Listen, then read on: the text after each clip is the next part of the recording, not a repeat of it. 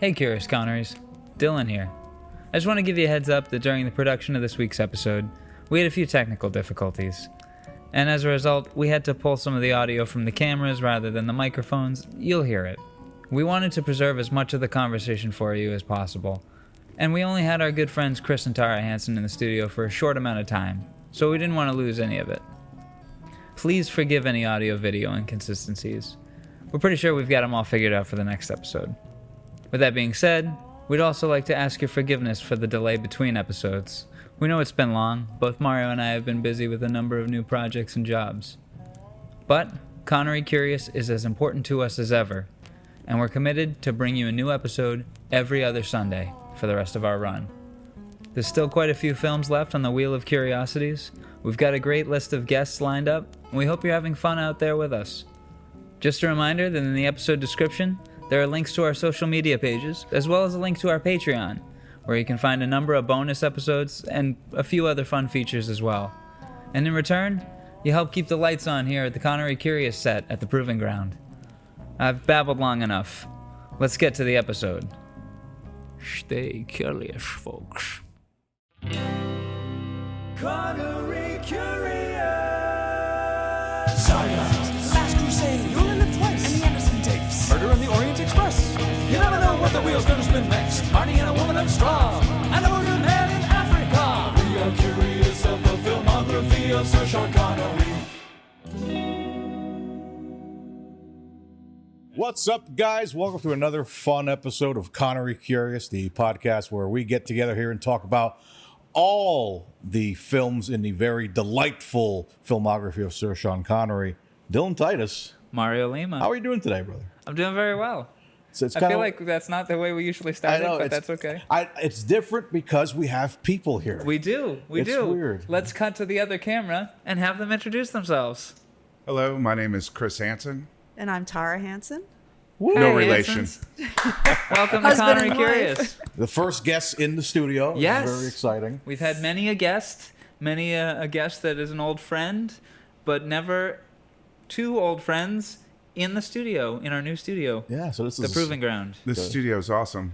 Do you want to talk about your history in this studio? I used to have a radio show on 990wbob.com, and we used to tape in this very area. This exact room. Yeah, well, it was the circular room, which That is room. yeah, just next door to this room. Nice. It's crazy. There was so It was much good like times. I didn't realize there was so much history besides the school. Besides here, it being a like, history room, yeah, literally. yeah, seriously, jeez. This was my high school history room. That's I didn't specify. insane. So this was my That's math amazing. room, and that was my calculus They always room. say you can't go home, buddy, but that's not true. I moved in. But, But yeah. We're very excited to be here and speaking about you, about Sean Connery with you. Well, thank you. We're excited to have you guys here speaking about me to Sean Connery. And the yeah, film Dylan. choice this week was pretty special because Tara is a big fan of this film. Yeah, I've loved this And- movie for many years. I've seen it many times. In my whole entire life, I would have never sat down and watched this movie. It comes in a period of time when Sean Connery was not like the pinnacle. It was before Untouchables when he had that rejuvenation, and He was it's touchable about at this it's point. about a bunch of monks and stuff. And I just was Yeah, no how interest. But exciting could Monks be? Tara turned me on to this film, and I'm glad she did. And I'm happy to be here to talk about Well, it. should we say the name of the film It and how we sure. stumbled across this film? yeah, sure. The name of the film is the name. The name of the film. Rouge. Oh wait, I mean the The name, name of the Rose. Rouge Yes, The is name it. of the film is the name of the film is the name of the film is Is the name of the Rose. Exactly. And a Rouge by any other smell. Anyway, But yeah, 1986. I did not know what to expect from this film at all. how do we land on it for those who are just tuning Of into this course, podcast for the first If time? you guys are just tuning in, we spin the wheel of curiosities each week to pick what the next film is. And last week we can got see here the Wheel Name of the Rose. Curiosity. There it is, which is getting very, very limited. Small. It's like 16 left after this film we're doing. So we're on the final stretch of the Connery library here. So I'm both sad and glad because I want to see some more of these films and, see where it ends up. We're saving... Sir Billy is the Sir last Billy one. was his final film he ever did, was an animated film from Are you aware Scotland. of this? No. Yes, it's a Scottish, the first fully made, produced in Scotland CGI animated film. 2012. It's the last film Connery ever did. He voice acts as the lead Sir Billy, and it looks awful. We're planning to screen it here for the last episode, hopefully, and have a live podcast for everyone to enjoy. And Like place up with like people. Mystery Science Theater 3000 Kinda, type yeah. of. I think that'd be great. It's insane. It's like, because I remember I saw it and I was like, it's like right when Scotland first got animation, so it looks very bad. Maybe not when Like, they first got it, but I think it might have been the first. It was early production. It was a It's the family. guys that drew the Book of Kells. it looked like the early Pixar stuff, but worse. Oh You know yeah, what I and mean? in 2012, It was instead of a paycheck 1995. for him, right? Oh no, less a paycheck, more favors for his friends. Oh, because This was a family he knew Okay. and was somewhat close with, and he's like, yeah, sure. I used I'll to help you out." slap their mother. Sorry. So he truly ends his career on one of the most bizarre notes ever. That's and his last film, that's his 2012. last film, Sir His Billy. first Lower his last live action is Lower than Ray Liotta. What was Ray Liotta's last Cocaine film? Bear, right? Was Cocaine that his Bear, last maybe. Yeah. Oh, was it? Yeah. Yeah, he Maybe- gets or I think he has eaten one by more. a bear. He had one more coming out, but I'm curious. Connery, curious? Yeah, I'm Connery curious because while we're talking about his last film and such, he's still with us. No. He died? He Yeah. has passed away. 2019, he passed away. Yeah. Oh, so he missed COVID too. That's great. That's That's great. This is He did- Sir Billy. He died on Halloween, He actually. he died on Halloween? Yeah. Yes. Oh, no shit. There he Oh is. wow, it even looks like him. Yeah. Billy it's- with an eye. Did he go through some Alzheimer's? He did. I Okay, believe that's he that's had what dementia as he was passing. I know. Dementia. So yeah, you can. So he was angry and didn't know who the hell he was yelling at. Oh Jesus. I'm sorry. Which might be what this movie's about because look at this. This is crazy. Yeah. Alan Cumming plays a goat. Sir Billy. Yeah. It's about a goat. Billy Goat? I have no idea. We have no gruff? idea what it's about. Is he the troll? Yeah, that goat right there is played I by mean, we're talking Alan some Cumming. talking animals, it looks like, and Yeah. and some car Is that and a plane fox chase. in the He Kill drives Bill the outfit? No, that's DB5 the from goat. Goldfinger Oh, that's in the movie, goat. too. In a Kill Bill In outfit. the Kill Bill Get a outfit. picture of the DB5 in the movie. That's the funniest thing. Oh, yeah. That's his car is the DB5. There are innumerable There it is, yeah. James Bond references in this film. Like, he Apparently, just drives neither, the car. neither of us have seen it. It's also called Guardian of the Highlands. That's that's a role that he could not really get away from No, his And- whole career And do you until know who did the song for Untouchables. this movie? Who? Who they hired to do the song? Shirley Bassey. Goldfinger. Sir Billy. So yeah, that's Sir Billy, and we'll come back to that at the very end of this podcast run. Yeah, that's going to be the final one we decided. It has to be the last one. So I'm excited. You And then guys you're are gonna, welcome to Sir Billy Fest. Yes, Sir Philly Yes. Fest. I will definitely be watching Oh, let's go. Sir Billy. Oh, yeah, it's going to be a good one. It's going to be hard not to heckle the film. Oh, of that's course. fine. Oh, yeah. That's fine. Okay. Oh, yeah, no, we know it's going to be terrible. We know Yeah. it's going to be terrible. We can't wait for it. Yeah. So let's speak about a film that wasn't terrible. No, not and I at have all. to say the name of the rose. Tara, this starts with you. Oh, I was You gonna- introduced him to the film, and we were introduced to the film only last week. So it's give funny us your history. because, and maybe it's a dude thing, but I didn't know Sean Connery as James Bond. I knew him as Sean Connery, from Highlight, like growing up. I don't think I really watched old Bond movies. Her dad was with my into dad. sci-fi, not Yeah, so my dad much- was a sci-fi, so I definitely saw Highlander before any. I don't even know if I've seen a Connery Bond. You've had it on. Yes, you've before. seen a Connery. Okay, We've here and watched there. You Only Live Twice. And possibly Goldfinger. I would recommend From Russia with Love. Okay. That's a straightforward spy film. All right. But I was never into Bond. But You were into Daniel Craig when he came out in Bond. I liked those. Who wasn't? I did. I Right? liked those. Jesus. He's gorgeous. Guy comes out of the ocean. You're like, I got a lot of work to do. I probably have to admit to seeing this as a teenager, probably more for Christian Slater, being 12 and having, he was definitely one of the, like the She was crushes fanning her of- adolescence yes, I was, with some Slater action. yeah, it was probably more I need to see Christian Slater's first movie This or was one his of first movie. It wasn't Yeah. his first movie. It was Legend of Billie Jean, I think was when. Yeah, Legend of Okay. Billie Jean with Legend of Billie Jean. Helen Slater. Yes. No relation, maybe. I don't know. She was Supergirl. Yeah. So Yes. Oh no, they're cousins, I think. Okay. Yeah. He played her that brother. sounds about right. And his Yeah. mother's a casting agent, so that's Nepotism. Yep, nepo baby. But at that point, it was like, let me hunt down as many, Christian Slater movies as possible. Just a quick note on Christian Slater and Sean Connery. It's so funny that Christian Slater's career got really hurt in the 90s because he slapped his girl. And I wonder if it wasn't Sean Connery that turned him on to that. I'm sorry. You should give it a go. I'm sorry. It's funny because Christian Slater describes working with Sean Connery on this movie like he was glowing about it. He called him a man's man. Oh, so that's Well, we definitely all- where he Man's learned it. We all know that's Yeah. true. Connery Sean kept Connery. saying, "Make America great again." I thought he was on to something there. He's Scottish. I don't understand why he cared, but that's my Christian Slater.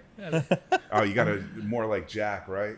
Oh yeah, I guess Yeah. kind of. Greetings. Yeah, Yeah, he was He hadn't definitely started doing his Jack Nicholson impression yet. he definitely had that. I'm gonna be the next Jack Nicholson with my eyebrows. Wishes.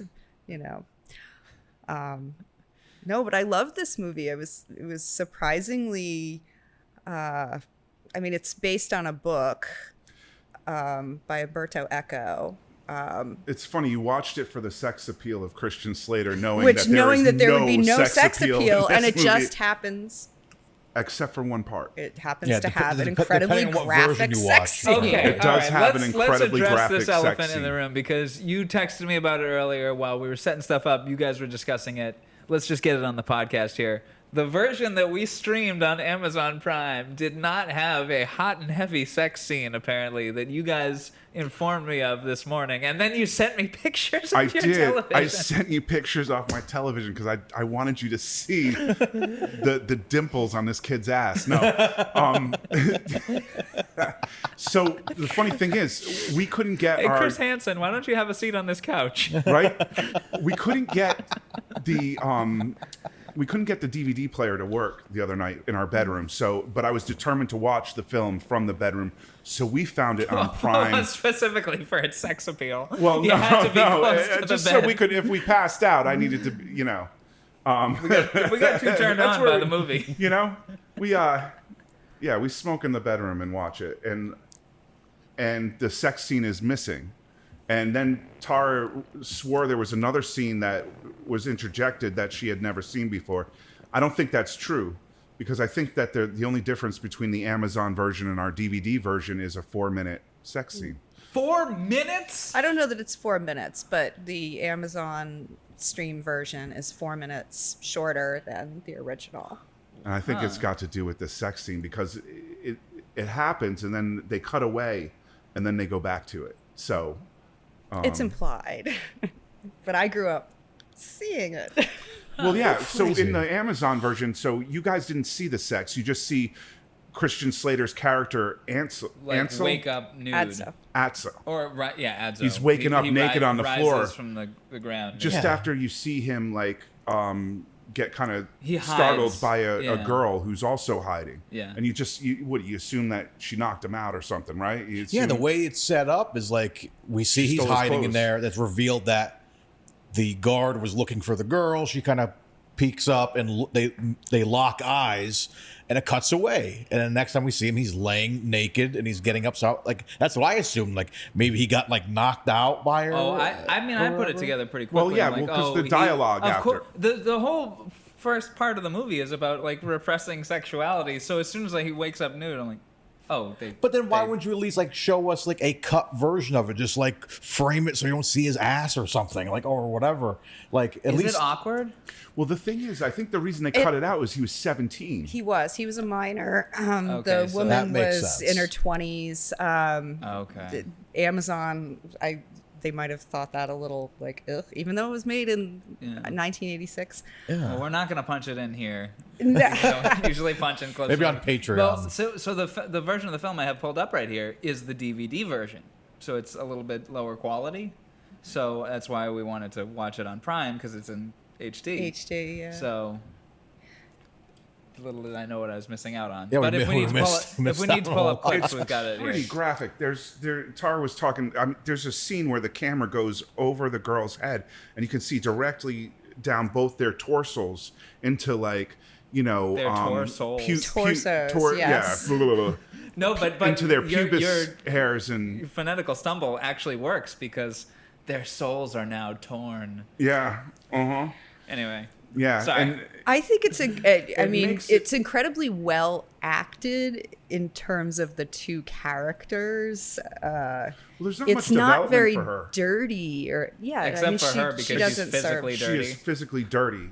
right. Very dirty. For anyone that hasn't seen the movie, it basically takes place in 1327, a medieval monastery, and Sean Connery's character is he's a Franciscan monk who formerly was on one of the Inquisition boards, and he's come to this monastery with his pupil, I guess you'd say.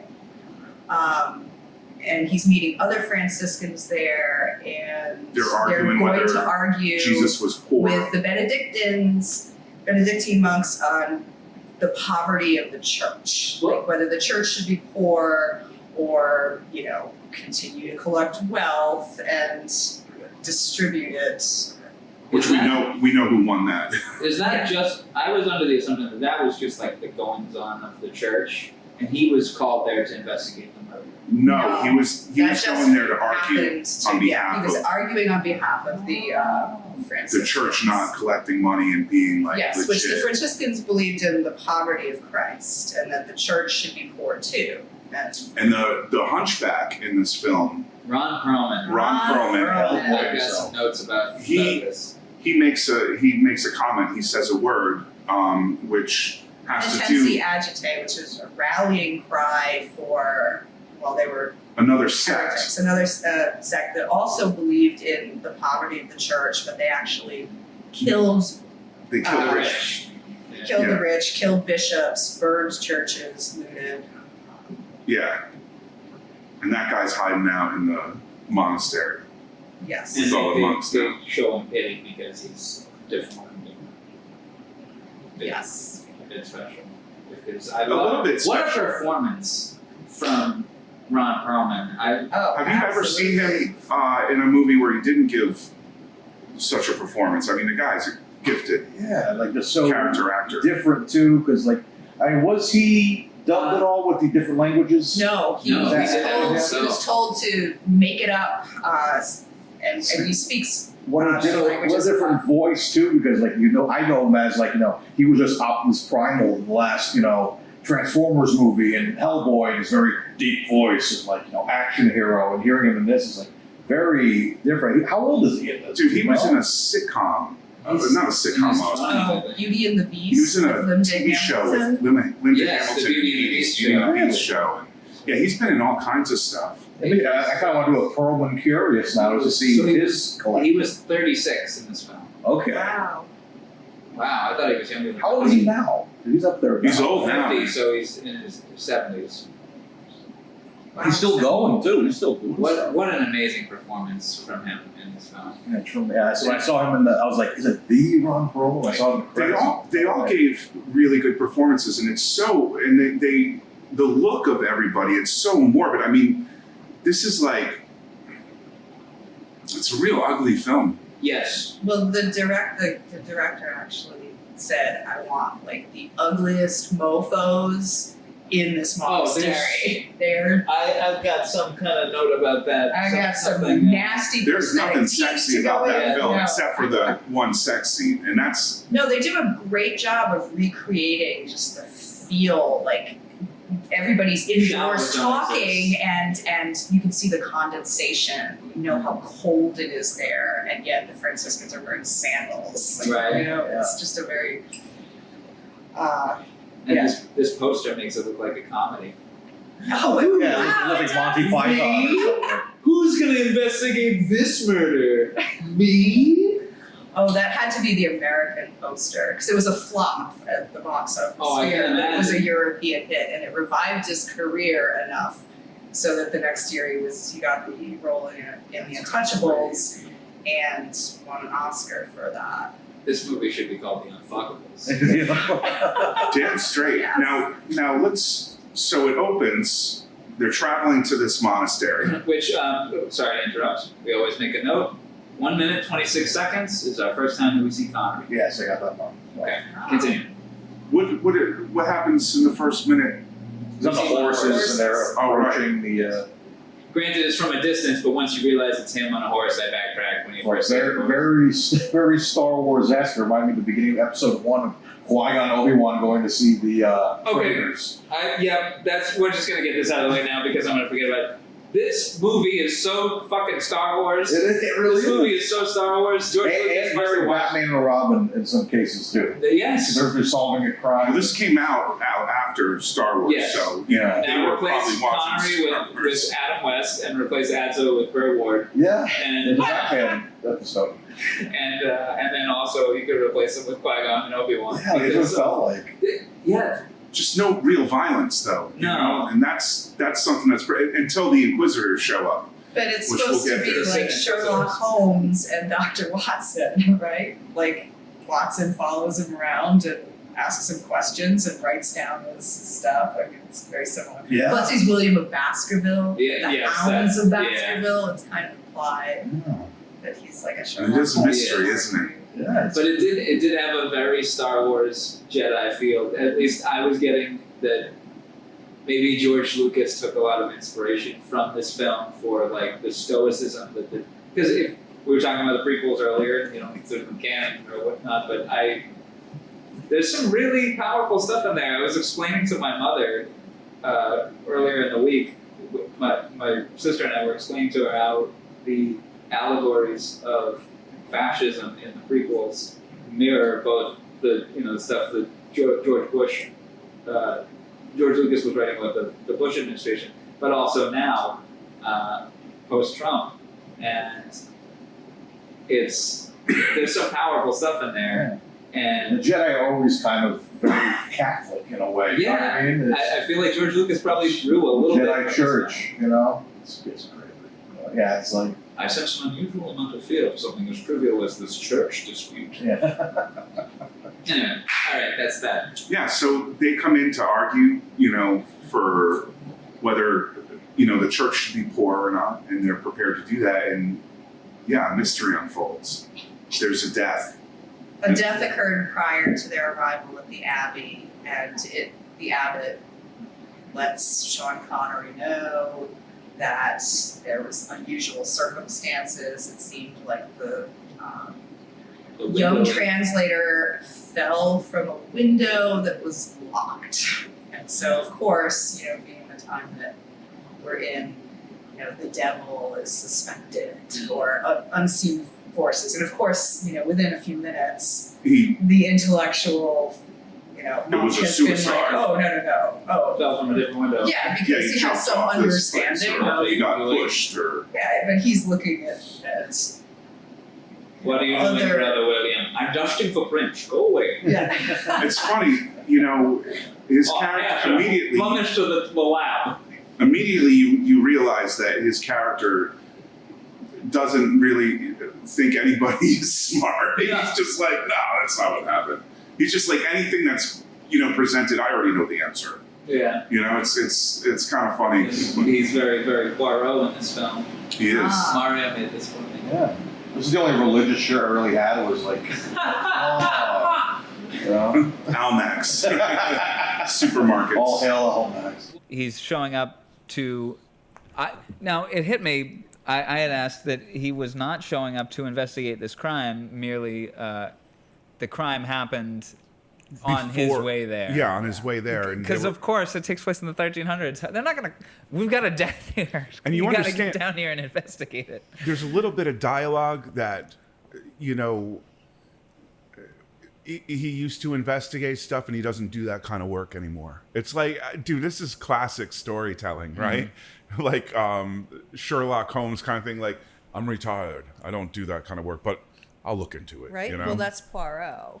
Right. In the most recent Poirot we saw movie. Yeah. Oh, He was that's like, a- I don't do was that. that I Death- can't get involved. Oh, Death was in that- Venice? Was That's that it? tremendous. Haunting in Venice. Haunting right? in Yes. Venice. I Haunting in Venice, love him as Poirot. It's so much fun. It is fun. Yeah. It's good. I Oh. liked all three of the The films. Orient that he's Express done. is good, and Well, Death on the Nile. I mean, I don't think you can beat Albert Finney as Poirot.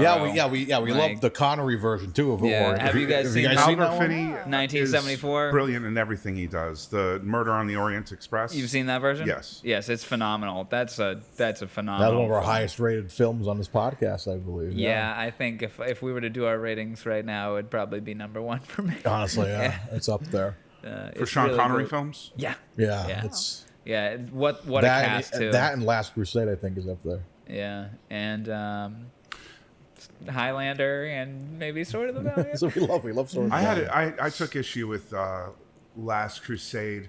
I took issue. It was watered down from the very original Indiana Jones for me. Not that we're talking about It this does film feel today. like Raiders light. Raiders was awesome, completely, hands down. The action, the attitude, and then you add like old man kind of, it was good. I'm not gonna Connery's say great in it. Yeah, it was good, and the fact that like they both slept with the. I mean, there's some funny stuff in there. There's some quality writing in there, but I can definitely understand how. There's nothing sexy about the movie we're talking about No. today. I mean, No. there's sex scenes, but nothing. To go back to Last Crusade, that was the last time we had two guests on. Was for Last Crusade. Yeah, seriously. And everyone gave it 10s except for me. I gave it a 9.5 Oh. because I thought same thing. It's like kind of like a watered down Raiders a Best- little bit. Let me ask you this, and just to see if you agree. The best part of that film for me was the very beginning with River Phoenix. I agree. I thought he would have been the best guy to ever take that the mantle and run. Yeah, it's a shame we but couldn't when have you went down have there. a trilogy of 3 films, all right, you have your first movie, which is Raiders. It was the best. Okay. Then they come back with this kind of like trying to be family friendly. They got the kid in there. It's a little more Disney. that was then still it becomes very dark film, not though. family friendly, It's very quick. Very quick. Yeah. But, that's what they were kind of going for. And of course, you have people that are like, oh, no, we want the original Indiana. They were trying to bring back the charm of, the first Yeah. one. You can't tell me that, like, A New Hope and Return of the Jedi, like, you can swap out a lot of, we're building another Death Star? Yeah. Like, there's a lot of the same elements. They write Well, that we in all know, trilogies a lot. Yeah, it's an artifact related to Christ. It's Exactly. an Empire old white Strikes man Back working was, with Nazis. Yep. obviously the one I focus on in that trilogy. But Yeah, it's like the perfect, it's like the recipe is there. It's like that's. I feel like we had I like really good original, too. momentum with this, and that the not recording thing kind of hurt us. But That's okay. All right. It happens. Yeah. Well, you know what? You keep talking about the name of the rose. I'm gonna go double check. All right. so they go to argue whether or not the church should be poor, which is an important argument. I think it takes the validity out of the religion when you make it about riches and accumulating wealth it's probably the only reason they got into it in the first place. If you think about it, it was. Well, part of the role of the church, which is kind of exemplified through the peasant girl that you see. I mean, you have these poor people that live outside the church, the abbey, and you see them bringing food, crops that they've grown as like tithes. And then you see to them the church. throwing the waste out that They door. throw the waste out, and those to people, the that's what they eat. peasants. Yeah. Yeah. That's So terrible. there's a, you know, that's kind of a running theme in this book is exactly like And the it- Franciscans, it's probably like the first kind of communism that they're trying to, you know, everybody should be poor, everybody should share everything, everybody should. by the harmony. time like the papal delegacy that's doing the debate shows up. I mean, you look at their outfits contrasted with Shiny the burlap gold. friar. Yeah. Oh yes. Yeah, it's- Tassels and carriages and It's very Naboo royalty. yes. My laces Go back are to the made Pringles. from the hair of peasants. Yeah, so you can see And the, the wealth cart that moving they're up the being- food chain within the church. The cart that those, like the Pope and whatnot, are being moved in on, literally like being pushed by people. way too many people to be efficient. Yes. Like, my lord, I think it's enough. No. Get more people to push it. We've got enough We need people. people to push More. these people. The ugliest That are- people you can get, too. And the most disabled, too. Like, I want people in wheelchairs pulling my cart. Anyway. How you know, can we talk about the overweight monks I for mean, a minute? we can. yeah. Yeah. You know, being an They overweight guy weren't myself, all overweight. Huh? They weren't all overweight. no, but there was a couple that were like, they were definitely eating more Well, than our the lead other monks. monk, Michael Lonsdale, who, the abbot. yes. Yes. Who He- that man? We'll talk. Shall we talk about that right Just now? as a Bond fan, that was very exciting. Okay. Are you aware of this James Bond connection with Michael Lonsdale? No. No? No. Okay.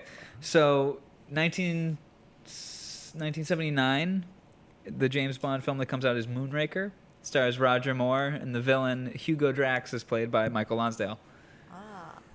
Right. So it's very interesting to see in this film James Bond and one of his villains kiss. That was crazy. Oh, let's talk about the kisses. Yeah. Do you notice that when Abraham Murray shows up, he gets a real short kiss from that guy, but Sean Connery's kiss was just a little bit longer. Well, everyone was likes a little bit longer. Everyone wants to kiss Sean Connery. Who wants to kiss F. It's Murray a man's Abraham? man. Well, if that wasn't directed by the director, 'cause, I'm sure I it mean, was. You could see that the loving embrace with Sean and his. But apparently, F. Murray Abraham was a total d-bag because he had just won an Oscar for Amadeus, Amadeus, yes. and all he kept doing was, "I'm an Oscar-winning actor," and Sean Connery isn't. Apparently, he was really jerky. Oh, Maybe they wrote into the movie like they were friends He got before. second billing. They you were know? friends before, so maybe he's like, maybe make them enemies now. Yeah, F. yeah. Murray Abraham's being a real asshole. Well, maybe that was his way of getting a better performance out of the rest of the. Yeah. He wanted to be really hated, so Yeah. he came out like that. I mean, Oh, those method actors. Maybe the reason he gets a short kiss is because his name isn't Kiss Murray Abraham. It's F. Murray Abraham. that's right. That's right. F, meaning, you know. This is my son, Blow Murray Abraham. His cousin blow me. Yeah. Blow Cousin hard. BJ. Blow hard. Anyway. man. The only thing that bothered me about him the whole movie is like I just can't stand that little Yes. gimmick of hair right there. But The just little, shave it the off. little piece that's missing. Just shave it off. Like, was Connery that went full like no hair piece down here. Connery Doc looks very Brown. good with his no hair piece. Yeah, but like him, I get that. There's a couple of them had little bangs there. I'm like, shave it off.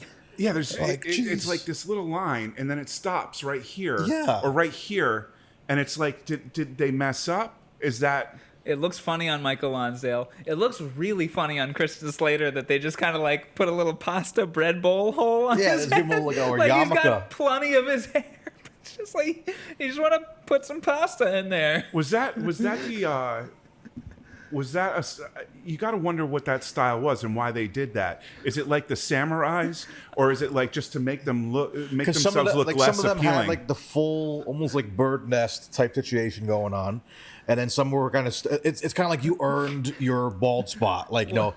the youngest one had a small bald spot. Some of them had like a nice looking like bowl cut with like nothing there, and then you have Drax with like the stupid bangs in the front. What if that was know? the Beatles haircut? Like the mop top that It looks like it, but like it was Christian Slater's. No, Christian Slater's hair was the haircut of like every little boy in my kindergarten class, minus the shaved on the top. I was just imagining the 1964 Beatles getting off the plane and having the little taking a hat off. Each of them have a little spot. But yeah, I'm not aware what the reasoning Shave. is for that style. So that God can get more into your brain. I into your find it head, funny. and It was the highest point to God. Maybe that's got to be something. That probably makes sense. Well, 'cause I feel that's like the I reason- knew this at some point. That's in the reason time. church spires exist, because it was like build Sure. the highest thing you can build to tickle God. God's nutsack, and maybe it's the same thing. Like if I I guess. leave the highest point on my body vulnerable to God. I find it I'm really not funny religious, that so it I was don't like know. adopted by punk rock and Really? some skinhead. The whole like different like bald shavingness and little hair that comes out like here and there. I mean, it's totally like- adopted. It's the same hairstyle. I mean, they. It's like the bike-powered hair-cutting machine from Chitty Chitty Bang Bang.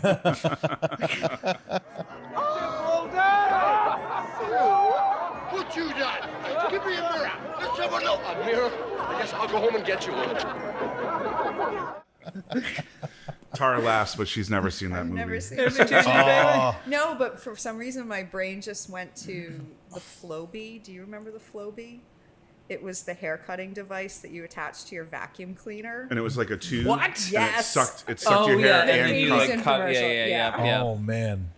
Your baby is going to get sucked right into the vacuum.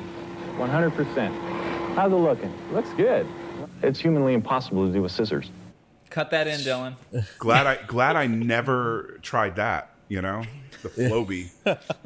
I'm really surprised your mom doesn't have one. In the Yeah, I had to go to the doctor's drawer, after I the tried. I junk did use the drawer. Flowbee, and this happened, and then I never You know got what back. I mean? I used the Flowbee and now can't have kids. Right? How many people tried to have sex with that tube? You're right. Fuck the Flowbee. Fuck the Flowbee. What do you think the F I'm glad stands you for? said the. I'm glad you The see. fully lubricated operating blowjob Murray. electronic machine? F. Murray. See, I want to say fuck Murray, but I didn't know we could swear. And Yeah, of Oh, yeah, course. you can say whatever you Okay. want. For the most Yeah, part. I mean, we made it like, 5 minutes without a good swear, so I think we're good on when I had my YouTube radio algorithm. show in this place, I had a friend that would co-host, and he said the F word so much that they put a swear jar in our room, and we had to give like $1 every time we said the F word. Well, my science teacher upstairs, when this was a school, my science room was upstairs, she had a swear jar, and I filled that motherfucker up. Dude, I bought used to the class drop a pizza by the 5 end in of the the and just go. Well, you've got a swear jar on your show. on the podcast, Friggin' yeah, Nerds we'll podcast. do that. Yeah, and that's Talk how. about And we used to do like giveaways at the end of the gonna check the season, where we'd be recording. like, "All right, let's see, we made $500. We got to give it away to somebody, Charity or something, yeah. Yeah, and so, but yeah, all worth it at the end. You told me that at one point we would talk about soundtrack, and I just wanted to make a comment that there wasn't much of one, which I enjoyed. I love the Yes. wind and whatnot. There's a few points, but on my TV this morning when I was watching the DVD, it has those like low frequency rumbles. And it almost sounded like a didgeridoo for a second, like someone was just holding a long note on the didgeridoo, not even doing the yoink, just like. Wait, did you hear that, Mario? It's Irvin Kershner playing the didgeridoo. I play the didgeridoo. Dr. Didge. Never say never again. That is a remake, isn't it? Yeah, Yes. of Thunderball. 'Cause we did. So we hit Thunderball, and we always said if we get Thunderball or Never Say Never Again, we'll do them back to back because it's a remake of Thunderball, Never Say Never Again. That he already And- made. So, Yeah, so it was- it's a rights thing. So Oh, right, because there's Ian two Fleming, different owners. Ian Fleming was like just hanging out one summer with this guy named Kevin McClory, and they just started writing a Bond story. Or no, they started writing a story. Was it a Bond story? I don't know. Either way, Oh no, it was a movie. They were writing a movie, and it was Thunderball, and nothing came of it. And then years later, Ian Fleming was writing another Bond book, and he's like, I'm kind of out of it. Oh, wait a second, I wrote this movie, and he basically just uses that and publishes it as the book Thunderball. Then the movies start getting made. They have the rights to Thunderball. We're gonna make Thunder. Oh shoot, this other guy, Jack McClory, he's gonna want his because he already is in the midst of a lawsuit over the book. So they basically like gave him a good amount of money and a executive producer credit on the film. He shows up as a cameo. Bond walks by him in a lobby or something, but it got settled in court that he could make his own version. Yeah, he could make his own version after 10 years and only use the stuff from the screenplay that he wrote. Only that stuff. Nothing else from he couldn't use the Bond theme. He couldn't use any of their logos. So it feels very hollow when you see that movie. It does. I wasn't a fan of the Never Say Never Again. Yeah. It does. We talked about it on the show. Like it does certain Literally things our last better. episode. Yeah, it does certain things better than Thunderball did. Like small things here and there. Small thing. No, I think. But Thunderball is still better. Yeah, I think Claudine Auger is better than Kim Basinger. I mean, obviously, we get to see young Connery versus really old, Sword of the Valiant looking Connery. Toupee wearing. Yeah, he looked so bad in that movie. Yeah, I said because that same time he looked like too many whiskeys, raw eggs, and cigarettes. Yeah, it's like, but if you made him look natural, give him the beard and like a bald head, that would have been like this fine because he was still handsome as hell, but they made him look like. I don't know. He looked like he had like Botox, or he looked so off. And you were saying that at the same time, so he is an executive producer on Never Say Never Again, and at the same time, he's filming a film that wouldn't come out till '84 called Sword of the Valiant, and he plays the Green Knight, and he's done full up in makeup and armor, as we've described him before. Gene Simmons, or Gene Simmons of the Forest. Yeah, but he looks good.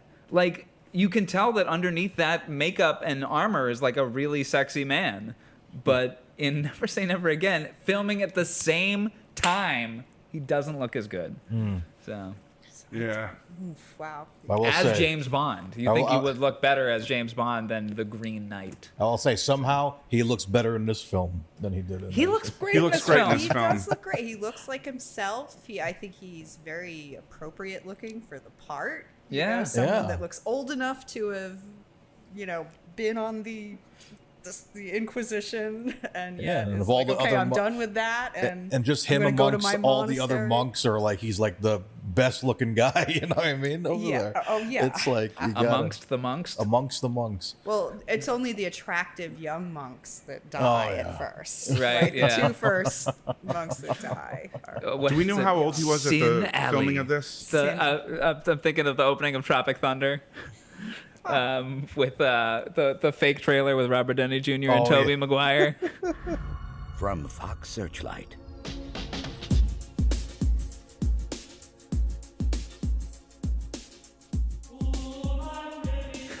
Yeah, how old would he have been here, Connery? Connery would have been 56. Yeah, 56. In this? Yeah. Wow. What year was he born? Well, I've got Wikipedia open right here. I'll say every guy should look at how old he actually was. He's like 10 years older than me in this film. 1930. Wow. So he's 56 in this.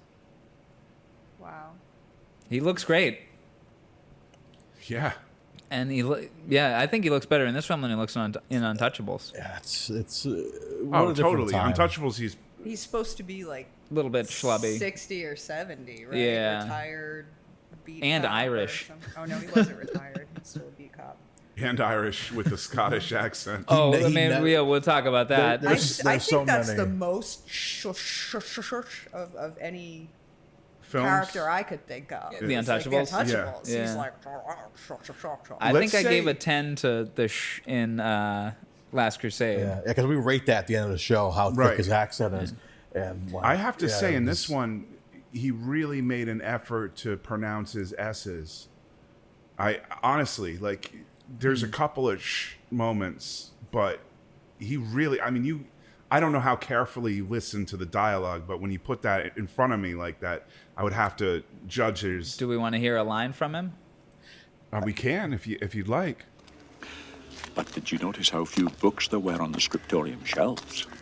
All those scriveners, copyists, translators, researchers, thinkers. Well, where are the multitude of books that they need for their work? Yeah, It was very weak though. It almost was like a whistle because he tried so hard to do his S. I can hear how he's kind of trying to suppress it.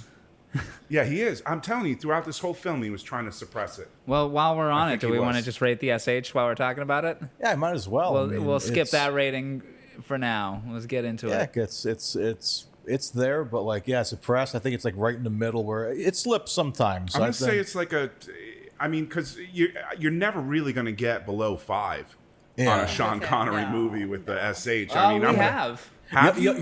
Younger Connery for sure. He's clean as a whistle. But once it gets like after, I think it's the late 80s, honestly. Late 80s when it starts to develop more. All right, well, let's just rate this now, and then we'll come back to our ratings later. What are you going to give the SH, Mario? I'm gonna give it honest... Chris, I'm sorry, Mario. I'm sorry. Guests go first. Go first. I started talking before I heard the name. I'm sorry. You're good. I'm going to give it a 6.5. 6.5. Tara, how about you? Oh, I concur. Dr. Harris, do you concur? Concur with what, sir? Or I could say 7 to outdo. You gonna go with Chris. 7? Okay. Yeah, it's not too strong, but it's definitely there. I mean, you can hear his desire to voice. do it. Yeah. Yes. You can hear he's got this real like grovelly. I want to say something. Well, like shuck my balls, Trebek. Shuck them? Shuck them. You want me to peel them? Right? Shuck my corn. Mario, how about you, bud? Yeah, I was thinking a 6 even. 6? It's there, but not too bad. But yeah, he takes his like oldie like period pieces very seriously. We've seen a lot of the Shakespeare stuff from him doing this podcast, and like he takes those things very seriously. But when it comes to like more contemporary stuff, he's like, I'm just gonna let it go. I'm just gonna do whatever. We were talking I would pay about to how see this dude do Shakespeare. Are you serious? Yeah. There's Sean only Connery. one. He plays Okay. Macbeth. He did Macbeth. It's yeah, phenomenal. It's a TV movie. we have a copy of it if you guys want. Like Yeah, it's I'll- great. I'll share it with you guys. It's phenomenal. Yeah, so it was like made for TV, BBC. Yeah. So It's so the cinematography is a little limited, You but know, incredibly BBC creative. takes that serious. Exactly. BBC. Better be careful. I think he put a good effort in this one because it is very historically accurate. You know, the monastery, like the. I thought the sex Crazy scene was not medieval, historically like- accurate, though. I thought the sex scene was a little bit developed. Especially when they got out their Lovense Bluetooth vibrators. I'm like, this is Wait a this second. seems completely inaccurate for the time. Dude, the best scene though is he takes the wall dong and goes. And that's for me. That's for me. That's what those, mechanical objects that he hides from the abbot Yeah, exactly. really are. It's getting away. So I think what really opens up the sex scene though, and there's a scene where the fat assistant librarian is Whipping himself. Yeah, and fat can call fat. Okay, folks, Exactly. don't get mad. I'm fat, and I'm calling him fat. It's Brother Berenger. Brother Beringer. Oh, I was is thinking it was smacking Baron himself in the Harkonnen. back, and with the whip. And Sean Connery is just delightfully standing and listening with pleasure. Just like, oh, someone's Rubbing getting one a out to beating it. right now. And then Christian Slater like startles, and then like he tries to.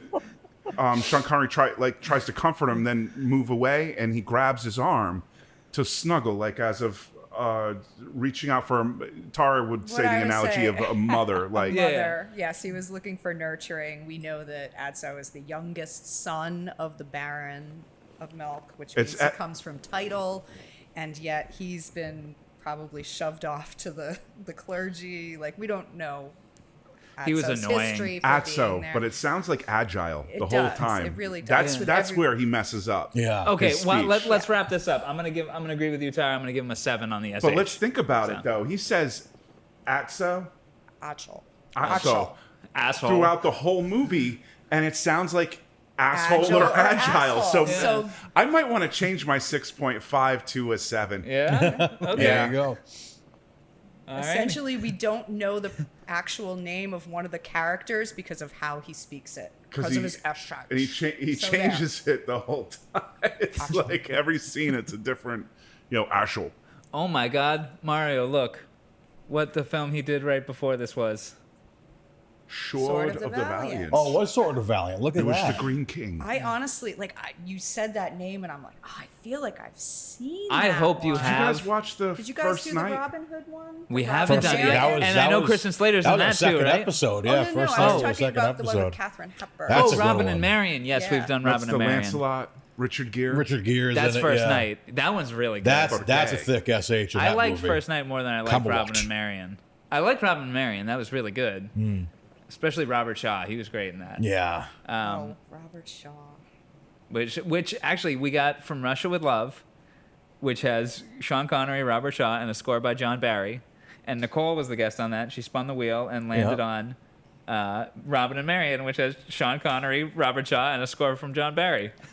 That's crazy. And this film has had this podcast has had some crazy lineups. Like damn near on the 1-year anniversary of my dad's death, we got the film Memories of Me, which is about Billy Crystal dealing with the death of his dad. Right. So. Well, at the end, I mean, we Yes, see the but dad the whole ultimately, movie. yeah, dealing with the yeah. coming death of his dad. Yeah. Well, reuniting and fixing his bad relationship with his dad. But the most fucked up part about the movie is Connery's in it for 3 seconds. 13 seconds, and he plays himself. And he's going to the set of The Presidio. The Presidio. Which he was shooting. He's on in that this lot. Presidio outfit, and he's on a movie set, and that's the only time you see him. He plays himself. And he just says hello to them for a second and keeps walking.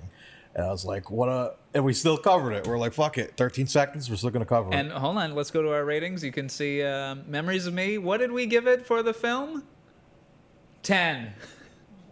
Yeah, 'cause you loved it. You loved it. So. Did you give that a 10 just because I loved it?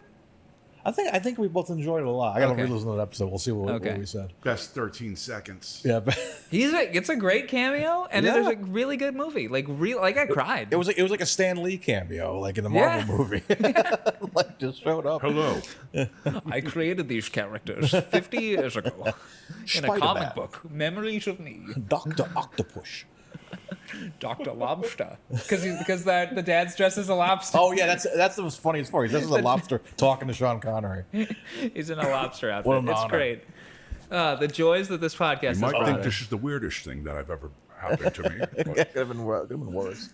I once sat and had a 6-hour conversation with a cockroach.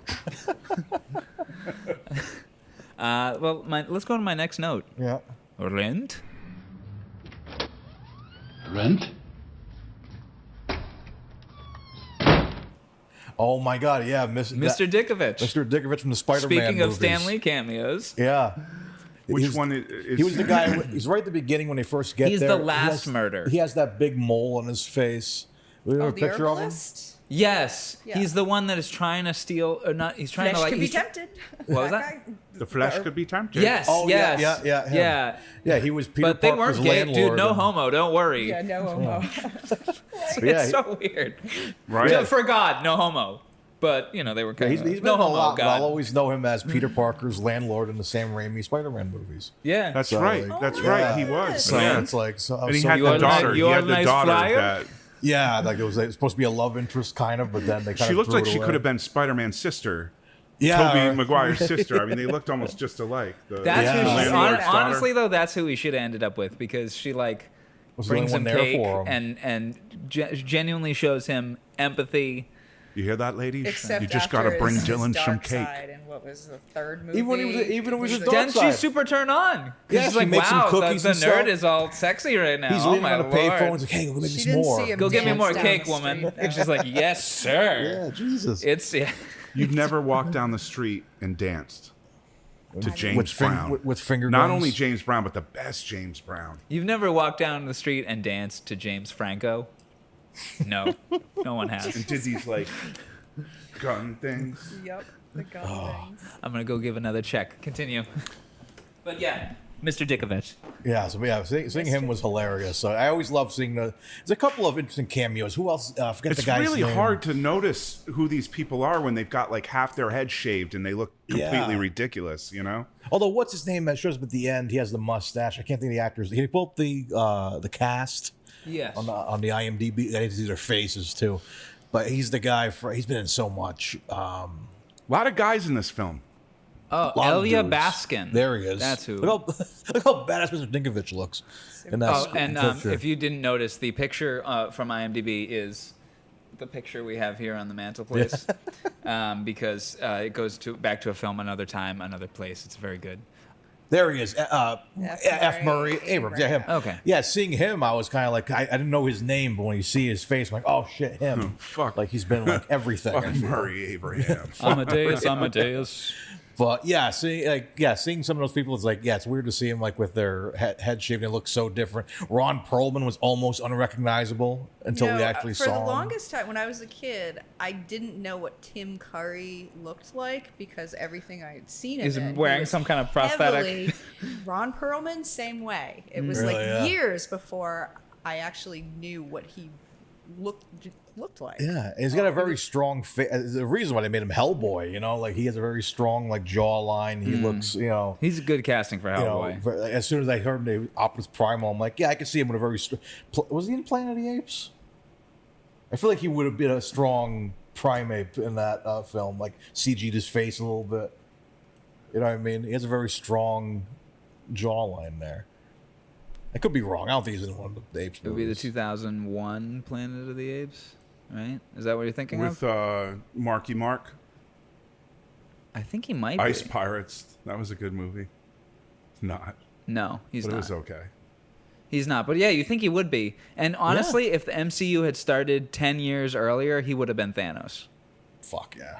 Yeah. Although respect to Josh Brolin. Oh, Josh Brolin's phenomenal, and like a feature showcase of motion capture technology. It's a masterpiece. I'd rather him stay Cable though. I liked him as Cable as well. Cable's good. It was fun. Are they bringing Cable back for the? I don't think he's going to be in Deadpool 3. I don't know. That Deadpool Wolverine movie is looking like everyone's coming to play. Like the Fox guys, like Fantastic Four. Yeah. A lot of the guys from the other old X-Men movies. I wonder if we're going to get Chris Evans as. That's my speculation because they will miss out on a joke if they see him. Like anyone ever say like Captain America? Like, who? That's the best joke you can make. I think they already said like what's her name? Jennifer Gardner's coming back as Elektra. I hope Ben Affleck shows up as Daredevil. Quick note: do you know what Nicole and I watched last night for about an hour before we started to doze off? The director's cut of Daredevil. It's not bad. It's really good. It's not bad. The 2003 the old director's cut, not the theatrical cut. That's a different movie entirely. But there's a little more action. I don't know if I've seen it. I probably didn't hate the regular cut of the movie. I might have hated, that the Irish guy. What's his name? Colin Farrell. Yeah. He's equally muggy in this. Yeah, I had an issue with him. He annoyed me. I think it was like once I saw Alexander, I couldn't unsee him. Like, you know what I'm saying? And everything he's done, he almost smells like cheese. He's usually a deterrent for me. I'm not a fan. But I will say in latter years, like he's done some things that I thought were really good. Him as the Penguin. Yeah, I'm kind of over my disdain for him. Isn't it funny that he and Ben Affleck played Daredevil and Daredevil's villain, and then they go on to play Batman and Batman's villain? Yeah, isn't that? He's definitely done things since that I didn't hate, and I think it's that whole like beefcake kind of vibe. Like when Brad Pitt did the Legends of the Fall, you can watch that movie and like it, but then you can watch that movie and see Fabio. You know what I'm saying? Like those kinds of things. I do remember women swooning, like, oh, he was so when he takes his shirt off in Legend of the Fall. But yeah, is that the one that's like a movie about fishing? No, that's another one. It's That's a, another it's one. a legend river about runs how through his it. shirt fell off. Yeah, right. How he killed a bear when he was only 3. So back to this ugly film of total ugliness and lots of dudes with weird shaved heads. The plot thickens. There's another murder. Okay, so someone, Sean Connery deducts that this guy like threw himself off a tower and he kind of rolled down a hill and the first death was suicide. And his Franciscan brothers show up and they're like, there's another murder of a dude is like upside down in a vat of pig's blood. That was creepy. That was yeah, very it's creepy. totally creepy. And at this point you're like, is it the Hunchback? Because the Hunchback tries to kill them. Yeah.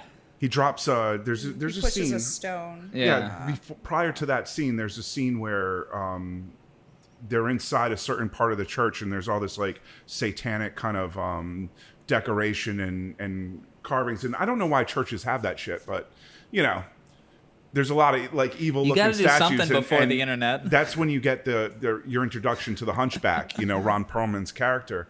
And he says that word. What was the word you both kept mentioning? Penitenziagite. What does it mean? It means that the Hunchback undoubtedly was once a heretic. Oh, penitenziagite. Yeah, which is of the other sect of people that believed Christ was so poor that they went and killed rich people. We talked about this, but that might have been cut. I don't know. Christ was so poor. Yeah. How poor was he? Exactly. So poor he couldn't even buy the nails to his cross. Whoa! All right. So you start wondering who is doing these murders. There's the whip himself guy. There's some weird shit going on, and he was actually inhibiting some of the investigation with this with the guy that's upside down in the blood vat. The guy who died in the blood vat was translating a book. He was the guy in that monastery that translated Greek. He was the Greek translator. The Greek translator. Yes. He was the only one in that church that wasn't, besides Sean Connery, that wasn't too sore on the eyes either. Yes. He No, there's Adelmo. There's there's that one and the black monk that is That's also what we're talking about. Oh, okay. He's the one that translated the Greek. Oh, okay. I was thinking the younger one that kills himself at the beginning. Yeah, no, he's pretty handsome. Yeah, I guess he had some, shaved head looking, didn't suck. Rub this spot if you want good luck. Do you think Connery did that at the start of every production? Just want to bless this production. Everyone rub my spot. Rub my spot while I hit this golf ball. Hey, now watch this drive. Hole in one. Holy one. Yeah, right? So the plot thickens. It starts getting a little darker, and they discover that there's no books anywhere, and they discover there must be books in this big tower. So I think this is where it gets kind of cool. The monastery is known throughout Europe for its huge collection of illuminated manuscripts, and yet you go into the library and there's no books. But there are books. There's a huge tower inside of a maze, and it's a labyrinth. And that was so cool. It is cool, like a real labyrinth. I have library labyrinth heart. Yeah, in my notes here. It's really trippy. It reminds me of the Harry Potter like staircase. It looks like MC Escher a lot. It's really cool, and there's nothing more scary than dark dungeony places where you can get lost and there's other people lurking about in there with you, and it was kind of good creepy moments. There's nothing scary really, I would say, in this film except a lot of creepy. I thought the creepiness was kind of got scary at points. I was spooked. I'm probably really desensitized. This and The Offense would have been a good like double feature for Halloween. Yeah. Like it could, if we didn't get The Offense for Halloween, we could have had this one, and it would have been a good fit. I did like how they found each other though, when like it's like with the Master, string. like he's yelling, he's like, I see a light. It's like, how many times is he putting it up and down? Like twice. Yeah, it's me. Like, it's like people in a parking lot. Like, hey, oh, it's me. Can you see? I'm wearing the blue shirt. Hold on. Can you? No, nope. You're walking the other way. I think it's so funny how calm Sean Connery's character is in that, and Christian Slater's flipping out because he's like, "We're not alone in here," you know. Like, okay, yeah, there's a light going up twice. That's not me. That's not my light. I like how he keeps track by like, he puts the string from his robe. You know, but I thought it would have been Was funny. it his robe? What was that? Was it his robe? I was like, I think that he just unraveled his undergarment. Oh my! Well, my bit with this was, wouldn't it be funny if by the end, like, how do we get out of here, master, and he holds up the string, but he's like nude. Yeah. Well, I bet Sean Connery his character is very happy that he did that because he didn't know how he was going to get out of there. We're going to have to read our way out of here. It's like, And he's the guy like, was so excited about books. He's When you come to a fork, turn left and mark it with an arrow. shut up, boy, I'm thinking. I think I want to start reading May here. I whittle a few of my notes down here? Yes, please. On that labyrinth. The editing is quite confusing. I know it's supposed to be a little bit confusing because it's a labyrinth, but some of the, like, okay, they have the book and then someone takes the book and runs away, and it's like, it's very choppy. There's no rhyme or reason for some of those shots. Yes. Except to disorient you Yes. as a viewer. I believe that is totally why they did that. I mean, I had realized that, like, the first time I'm like, is this rough editing? But then a few minutes later I realized, like, oh, this is supposed to be disorienting, as disorienting for you as it is for the characters. lots of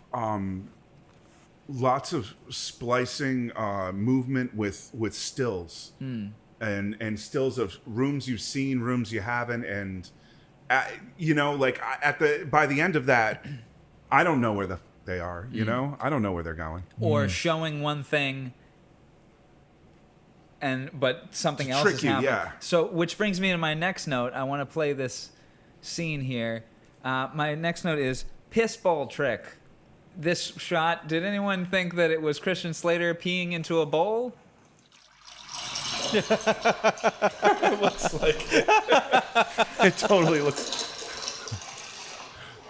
But really, it's Connery peeing into a bowl. He's pissing from across the room. But he instinctively knows, like, oh, you're looking for the bathroom. Yes, exactly. Go Because that the way. previous scene, he was telling him he can use the bathroom. I love that. Which also implies that I saw it on the way. I noticed a man ran in quite hurried, and he came out quite relieved. There's only one bathroom in here. That's it. All these dudes in this giant building, one bathroom, and it's a urinal. That's it. No shitting. There are a couple, like... You shit out the sluice. That goes to the poor people. Exactly. There's a few, like, I don't think they got all money. There's a few, like, really weird, like, funny, like, shots here. Like, I sent you the eyeglasses of him looking up and into the camera with his, like, eyes magnified. And then you sent me a picture of Les Claypool. He looked like Les Claypool. But, like, just, like, weird little, like, cuts like that to, like, you know, like, just to lighten the mood, I guess. Like, you know, it's not all, like, there's religious, tiny it'll be bits of fun, too. comedy. Well, Yeah. Also, Deuce The reason he did There we that go. was Deuce Sluice. someone had said something like round glass eyes, and he turned around, and that's where you get the shot where he's just looking like up. totally gawking at that guy. He looks so mad. And Well, he waits till the it's- guy looks up again. You yeah, know? but it's one of those things that shows the difference between his, you know, Intellectualism. intellectualism, and the he Poirot. uses like you know, devil glass to see clearer. What else do I have for notes? Piss bowl trick. Okay, 2538. There's a man with a crazy nose. Slater always looks like he's a... That man. Look at that man's nose. Wow, the bridge of his nose is short. It's amazing. It's curved. Which one?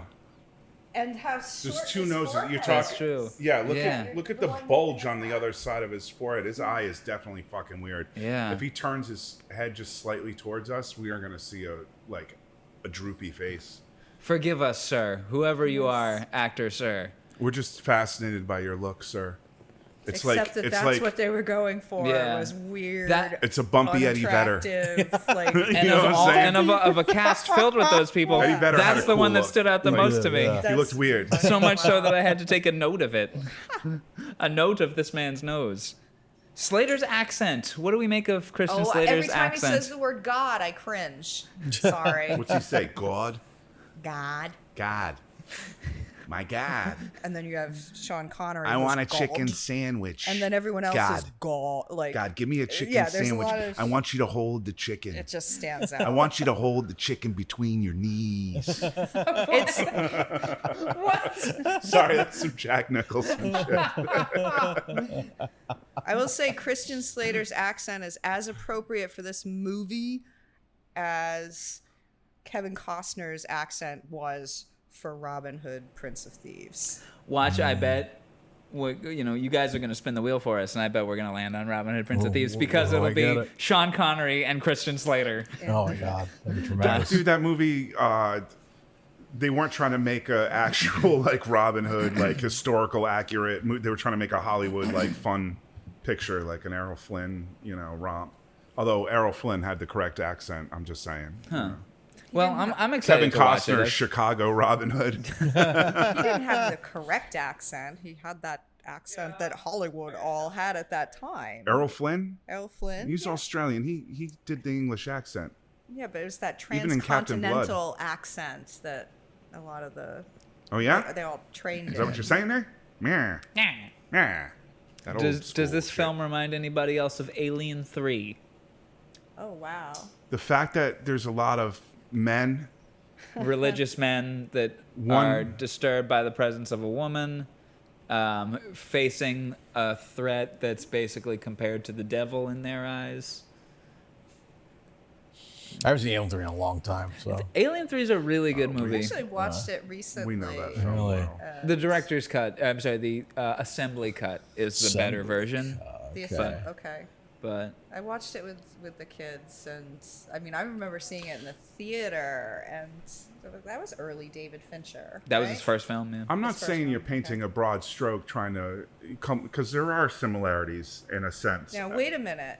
Who directed the fourth Alien movie? Jean-Pierre Jeunet. Not okay.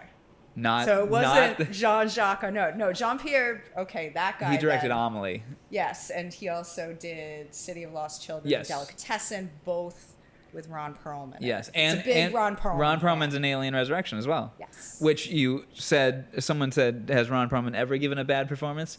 Alien Resurrection. He's great in that movie. I think he played but exactly what he was supposed to do. It's just a bad role. It's a bad role. Yes, But it's yes. a chance to play in an Alien film. Exactly. I don't think they He were was really worried act with about Sigourney the Weaver and integrity. Winona Ryder and anyway, so I've got three more. Well, we just talked about Perlman, so can we talk about how amazing his makeup is? Oh yeah, And that's like Those between teeth? the That teeth, the nose, and the hump. Yeah. Along with his just incredible performance. So I don't remember if I was reading through the trivia or if I was watching a video about this, but apparently he was given lines the way that Chewbacca is given lines. And he took them and he just chopped them up and translated each fragment and just put it back together. Yep. So he's like, okay, the first 3 words French, the second 3 words Spanish, the third 3 words Yeah, it was Italian. so crazy because it would show like I always watch everything with subtitles. It was like speaking in multiple languages. Yes, and I'm like, every I want time. to know what he's actually speaking. You know what I mean? Sometimes it would say speaking in French, speaking Italian, I think all it was that. 6 languages altogether. Yeah. But it was cool they caught that the subtitles caught multiple languages. And it's like what an interesting character. All languages and none. I think he's only speaking 6. That's all the languages there are. And none. According to Duolingo. He's speaking a lot, but it doesn't make any sense. It's all dribble. Hold on, let me pull up my Duolingo. I've got Babel. So with the finding the body in the vat of blood, I'm just trying to push the story a little bit. Yeah. Then the Franciscans show up, and they're there to argue with the Jesuits and the Pope, the Benedictines, and I don't freaking know. I'm No thinking Jesuits mentioned that's here. Life of Brian. Sorry. It's the Bene Gesserit, right? Bene Gesserit. Yeah. So they're showing up to argue, and all of a sudden, they're telling Sean Connery his investigation's pretty much over because they've got someone, the Inquisitor. We'll blame it on Ron Perlman. Simple as that. And simple as that. We'll bring in the Inquisition fuck Abraham Murray, and we'll see what's up. And because they find even a reach. they find the woman and who's not given a name, Rose, right? Is that what we're no? Oh, the girl? She has no a name. Rose by any other name. So they find her and Ron Perlman. Cabin boy. He's basically like trading her a dead cat for, right? Is that? He's She probably got him some shit, right? Or I don't know what was going on right there. There was some sort of like magic, some kind of ritual. exchange that they mistake as voodoo or something like that. Yeah, because there's a black cat. Yeah. Yeah, and the it's cat dead. is the devil, and all Well, that. Ron Perlman's character, obviously, in his 6 languages, does have like some sort of like remembrance of his past, or he's definitely into some dark shit or whatever. I mean, he did push a block off a wall and try to crush them as they were walking underneath it. He's got some issues. I feel so like he's arrested. She's arrested, as is Brother Remigio, who. The guy who he maintains the stables and who didn't murder anybody, right? But he was also a former heretic. He might have also slept with that girl at one point. Yes, he was. It was implied that he was the one that provided her with the ox heart for services, carnal services. Yeah. I don't think we've actually Some touched trim. on the reason for these murders, that it's about. Well, that's the reveal. Is that the no? That's revealed very early on. That the book is not revealed early on. That the people are being murdered, and it centers around a book written in Greek that is devoted to comedy. The comedy, I don't think is really implied until after. Yes, it is, because he gets into the fight with Jorge in the library, yeah. and Jorge's like, that book was never written, and he's like, it's the comedic, like Aristotle wrote this book, but he had never seen it, and that dude said it was never written. Yes, I just saw this movie twice. You don't put it together that is the book until the end of the movie. Until the very end. Yeah. Thank you. It's like there's some implication, possibly, but that the book contains ideas that don't agree with the church. When Connery says this book written by the Greek philosopher, when he says that at the end, it clicked to me. Oh, that thing that was referenced earlier but never made like a major plot point. I'm wrong, though. It felt more like a reference. I'm wrong. There is a scene where when he has his glasses out and he gets to look at the pages, and he sees the book. Pope is a fox. Yes. And the abbot is a monkey. And the abbot is a monkey, and he's like, this is funny. Yeah. And then he gets into the dialogue about humor and humor not being good, and then he goes back over to the desk, and the big takes the guy book. that whips him, he drops stuff on it. Yeah. And he won't let him have it. And that is the next murder. Is that dude. So basically everyone that comes in contact with this book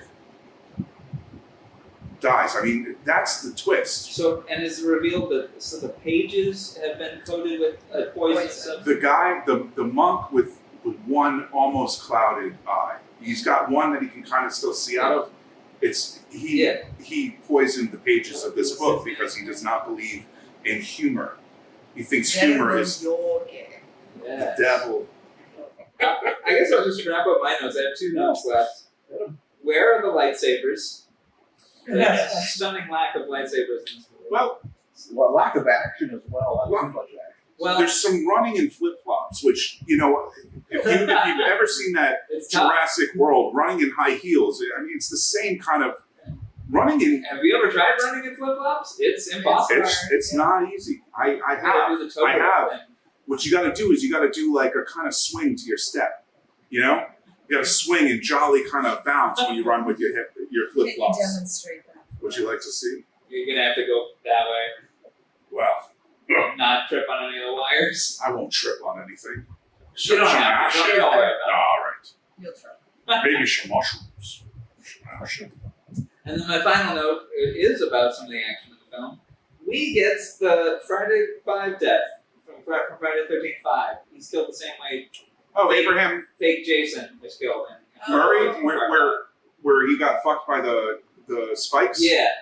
Yeah, that's pretty violent. Yeah. But he falls, he's thrown, and he falls on one of his own, the Inquisition's torture devices, right? Isn't Yes. that what I he think lands so, on? yeah. Yes. Because they show them unpacking, like, all these crazy torture devices. Yeah.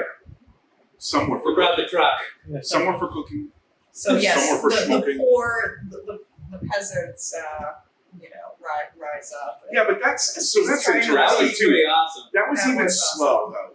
That was even like They took their time. They took their damn time. They're just because sitting there. they're not educated enough to realize that was the moment. It had to dawn on them. They're all It looking at each establishes other. that They all keep walking forward like in a tiptoe, but it's like, let's, you can get there quicker, Well, by running. Well, when Christian Slater looks through the hole in the wall, you literally see one of them eating bugs out of the other's scalp like they're apes.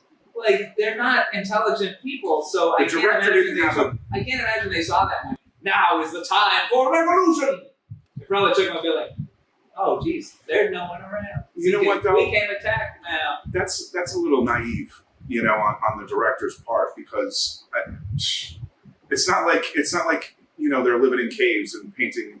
They painted on cave walls. I'm saying there was an intelligence, way back. Yeah. By the Middle Ages, I mean, they were peasants. Yes, they were poor. Yes, but were they that ignorant? Come on. I think the showing them eating bugs out of each other's scalp is meant to show that they are. Maybe I'm wrong. No, you're not wrong. You're right. They painted that picture. I just think it's highly naive to think that. Oh, okay, yeah. They wouldn't have rushed unless after that one of their own. monastery was specifically keeping that village as some sort of pet experiment. What's the bare minimum of intelligence that you can raise a community on? Yeah, they manipulated them back. They were abused, battered, house children. They look for life. They get our scraps. They give us all their good shit. Of course, it sounds like manipulation to me. Well, that's how we they might pay let their you be rent, rich in heaven. right? I mean, you can assume that they're not literate. Well, they definitely took their time getting the girl off the. But if her hay caught on fire, at that point, I'm sure they would have rushed.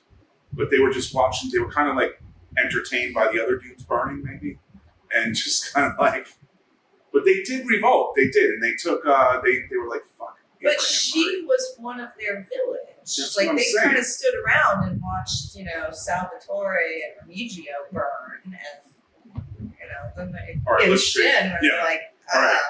We've seen enough action. Well, she's essentially the one that's prostituting herself to the monks to bring back meat for their little communities. They don't want her to die. Her name was Arby. Arby? She has the meats. Arby. She, Rose Byrne. It was Rose Byrne. Arby.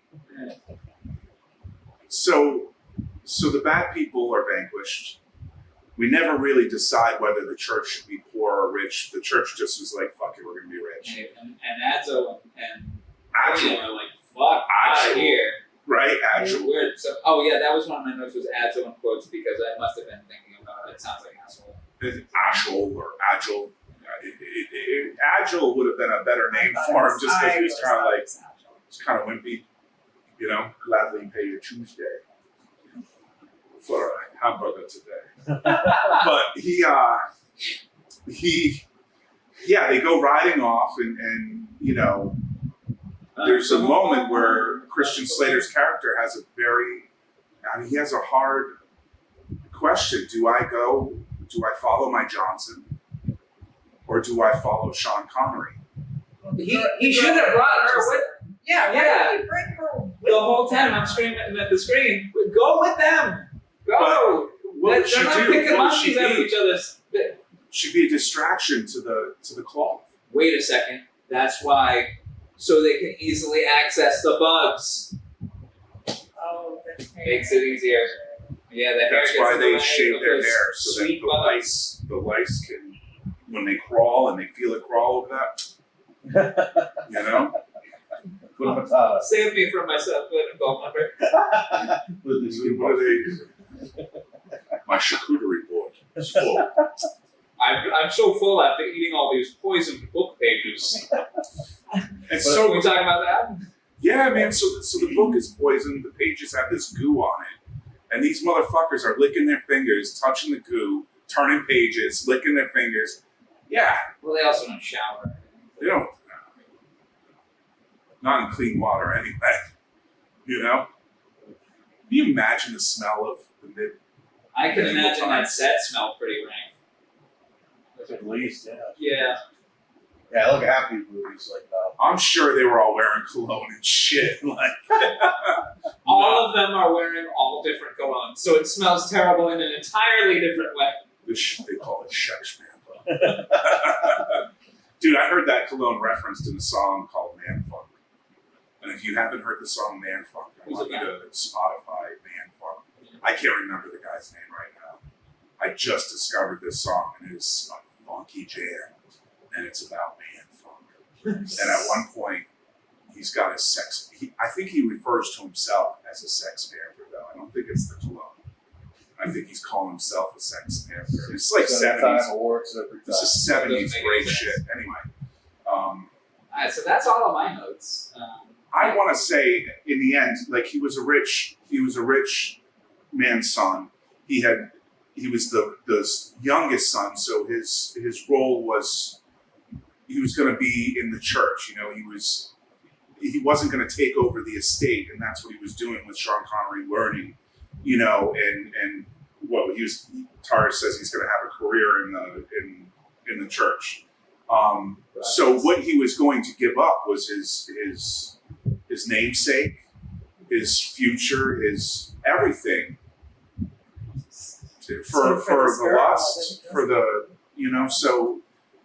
He was tempted, and I mean, he turned around twice. But in the end, he went. He says that he never regretted his decision. Bullshit. But he still thinks about her every single day. Which is not regret. So that's regret. That's definitely longing. I think about her every day. It's no longing. regrets, though.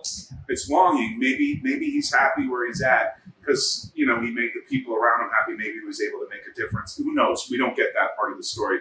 But we do know that he thinks about her every single day. Is that when he masturbates? I was you know what I'm saying? Someone adds those stories in the corner. What? I'm not regretting anything.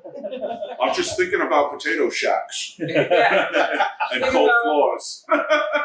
Honestly, The Virgin Mary's breasts. Yeah. Was that not the most dude, that awkward was pretty scene? creepy shit. Ooh. That old guy, and he's like really close to him. He's talking about the breasts, and I swear you could tell he's getting turned on. If he didn't leave in a barrel before the Inquisition got there, you know what I'm saying? Like someone was getting fucked. Oh, yeah. Not just Abraham Murray. Someone else was getting fucked. That guy was creepy. Well, I want to touch on this because which also ties in with the state of the world. I feel like this film, this whole story is kind of a statement on the effect of a lack of education and a lack of sexual education, and how that leads to so many bad things down the line, because all of these dudes are so sexually repressed that they're like, I'm so sexually repressed. If you laugh, that's a problem. Like, I don't know. Maybe I'm reading too much into that, but like, they're ignorant, you know. I think that's definitely one of the components.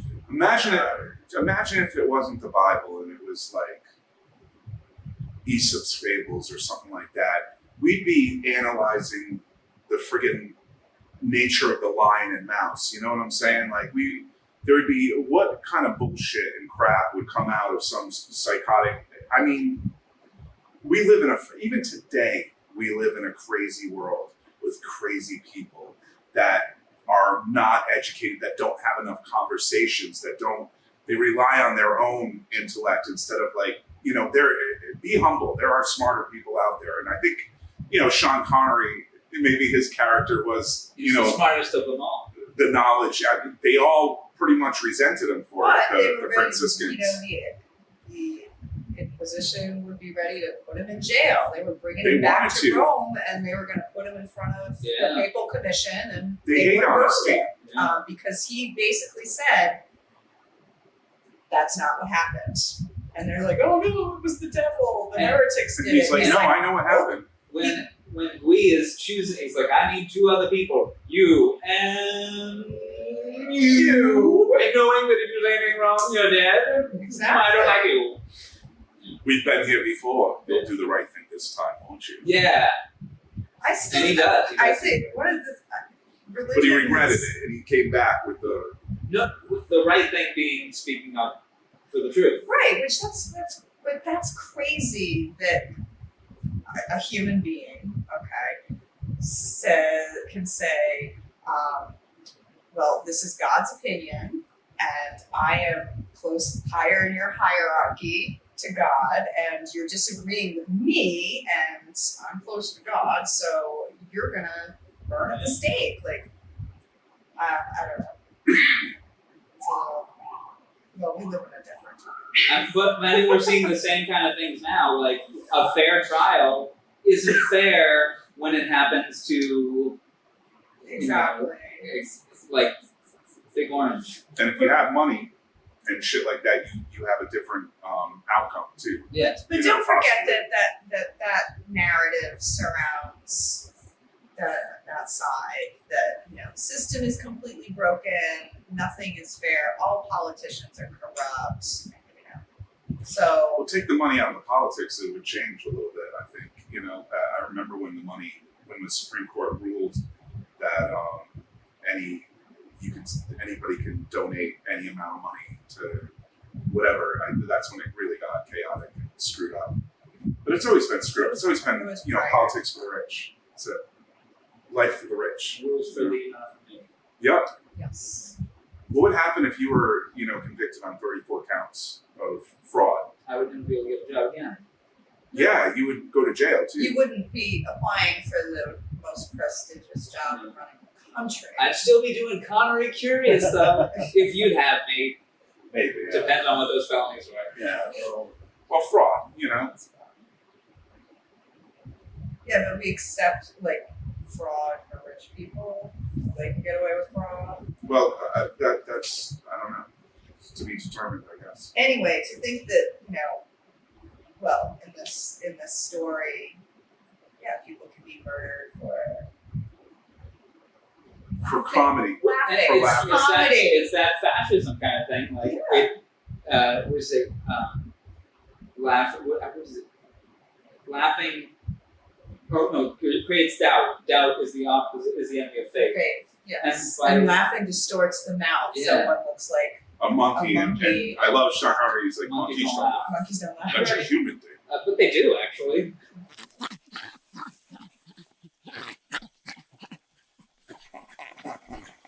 I'm sure every creature finds something funny.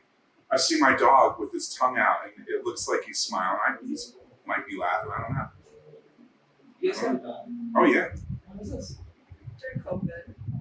Yeah. Oh, he's a big derpy Labrador. Big black lab. What's his name? Norman. That was my grandfather's name. That was my grandfather's name. Look at that. And my dad's name. And Lana Del Rey has a record, Norman fucking Rockwell. Nice. And she's like, I want to name him Norman fucking Rockwell. And I was like, Norman, sure. It's my dad's and granddad's name. It's nice to have a dog named Norman. My last record was titled The Norm. The Norm. He's on there. Yeah. The Norm.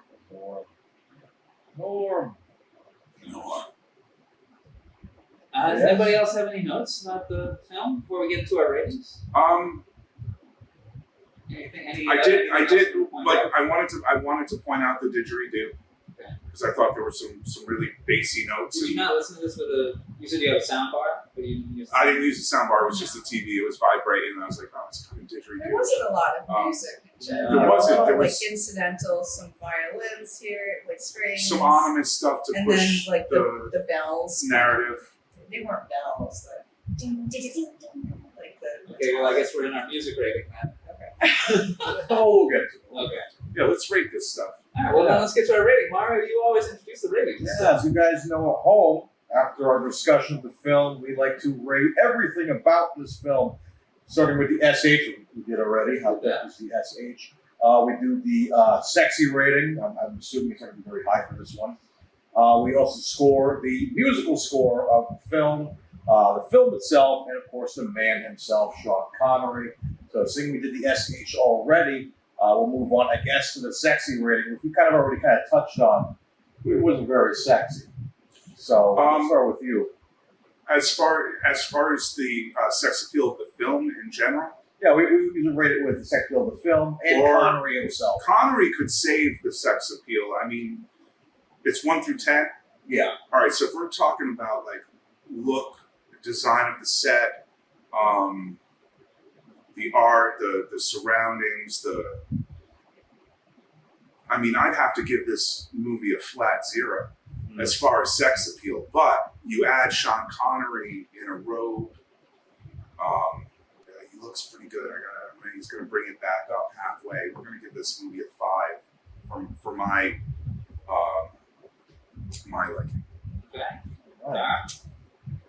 Ooh. The sex scene. Yeah. Okay. So yeah, Maybe a it's 6. not. But I do a 6 for the sex scene. Actually, there was nothing sexy about that scene. Forget it. It's fine. It really wasn't sexy. It was more. She was hot, but she's It very. actively turned me off. Yeah, it did. Yeah. I'm gay now. Yeah. I'm definitely a monk. So yeah, if we're talking about the whole film, it's definitely cold and smelly, and there's very little A lot of ugly sexy dudes, anything. bad haircuts. But yet feels very authentic. No As far as boners in the Sean Middle Ages. Connery, if we're talking about Sean Connery or his character, I'd have to go a lot higher because I love a rebellious intellectual, and I think that's really sexy. So, Hey, if he had I'd go chips 8. and sweet ash, I'd go 10. But I love a smart man questioning the authority. Okay. 8. Mario, how about you, bud? All right. Yeah, me, I'm on the kind of same wavelength with the very dirty looking film. I want to take a shower after watching this movie. You know what I mean? It's like I feel like I've been sweating for with these people in the mud. And but yeah, I think Connery, he looks very good, even with the fucked up hair. Like we always rate his toupee too here and there. No toupee there. It's shaved down the middle and got the long hair in the back. did you notice that his hair, like towards the end of the film, looked like it was growing? The more dirty his head got, it looked like he actually it was had very hair long. coming in. Like even on top, though, I'm saying it looked like he could have grown a full head of hair. Yeah, probably. Yeah, maybe it grows back quickly, I guess. But yeah, so I think that being said, yes, there's nothing really sexy about the film itself. Like Connery looks like $1 million. Like he looked like he actually fucking showered. So I might be on the same page with the 5. So I'm also going to give it a 5. Okay. If the movie had a little bit of sex appeal, you know what I'm saying? That 5 would be a lot higher. It's just, Sean, bringing it up to a 5 is pretty big, I'd say. The fact that you got an 8 out of that, I don't see. Okay. Well, I guess I still, when I'm really old, and I guess you'll still like me, maybe. Except for the intellectual part, I'm missing. Yeah, you're going to have to be real smart. I'm missing the smarts. Well, just bring him around a murder he can solve. You commit a murder and then I know exactly how I did it. It'll be easy for me to solve this. That'll really impress her. Yeah, she killed me. I'll be like, it was you. I'm going to give it a 2. I don't think this film is sexy in the slightest, and that affects the whole thing. And Connery is sexy, which does raise the thing up, but it doesn't raise it up into an 8. I mean, Connery is like a 7.5 sexiness, but when you combine that with a 0, it's really hard to. Wow. And then the fact that the only sex scene in the movie is with an underage man, boy. So really pulls. We've had negative sexy ratings on this show. I mean, it's a potentially negative sexy. I think his. Well, I bet the movie that his was only in character's 13 seconds probably got the negatives. Yeah, there was no sexy in that. He wasn't in Well, there it's long Memories enough. of Me. It's 8 and a 7. I gave it a Oh, 7. okay. I gave it an 8. Oh. Well, the one here's Well, the. Connor did look sexy. This is the one in with his military outfit. This is the one with the negatives. 5 days, 1 summer. Oh yeah, that's like he's like fucking his niece. Yeah, it's a film about incest. That's Yeah. pretty gross then. Yeah, It was like it's yeah. It's like a negative 10 because he's 10 sexy, but he's fine. Well, I gave it a negative 4, and then you're like, it's not right to leave it in the negative, so you gave it a 4 to make it a 0. It's just because I can't give it a 0 out of like moral compass. I gotta go negative on it. That's so wrong. Okay, musical score is our next score. I could We were just talking about the musical score. I'm going to give it a little bit higher. I'm going to give it a 7.5 because of the lack of music, which I really enjoyed. I think that it wasn't called for. Like, there's movies like, I don't know if you saw The Revenant.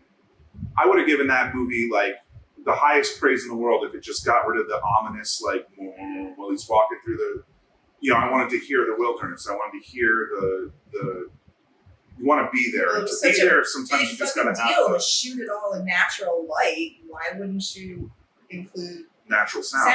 Yeah. You know? No, I 7.5 based upon when they did do music, it was appropriate. When they did do a sound, it was appropriate, and they left a lot out, which was good.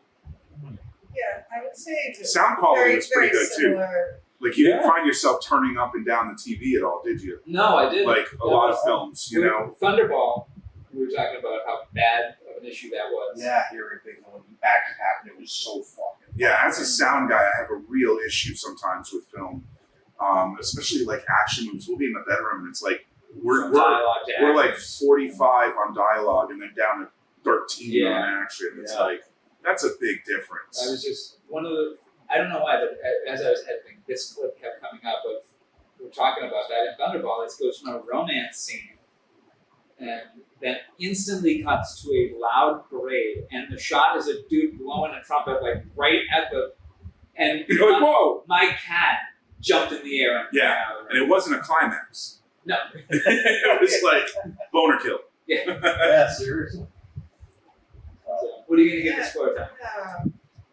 I'd go a little lower, 6. Yeah.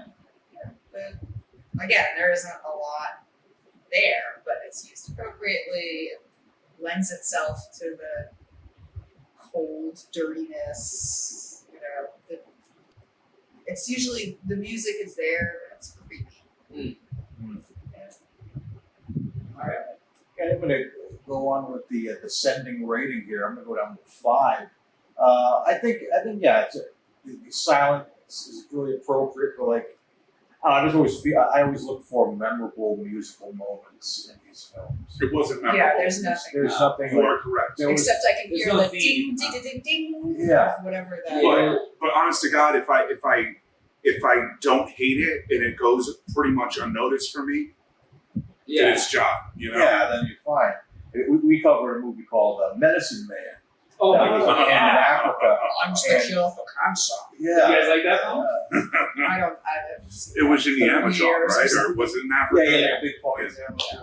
But like, It's not bad. but there was a bit of music that was just very random that I just fell in love with. It was like an earworm, and I gave it a pretty high rating because of that one piece of music. There was like other like really, it was like what, the 80s, 90s? 80s. This Medicine Man was 92. 92. So it had that very like cheesy 92 like steel drum African, like I feel like the beginning of Ace Ventura or something. Who was the female in that? He was a therapist in Lorraine Bracco. Okay.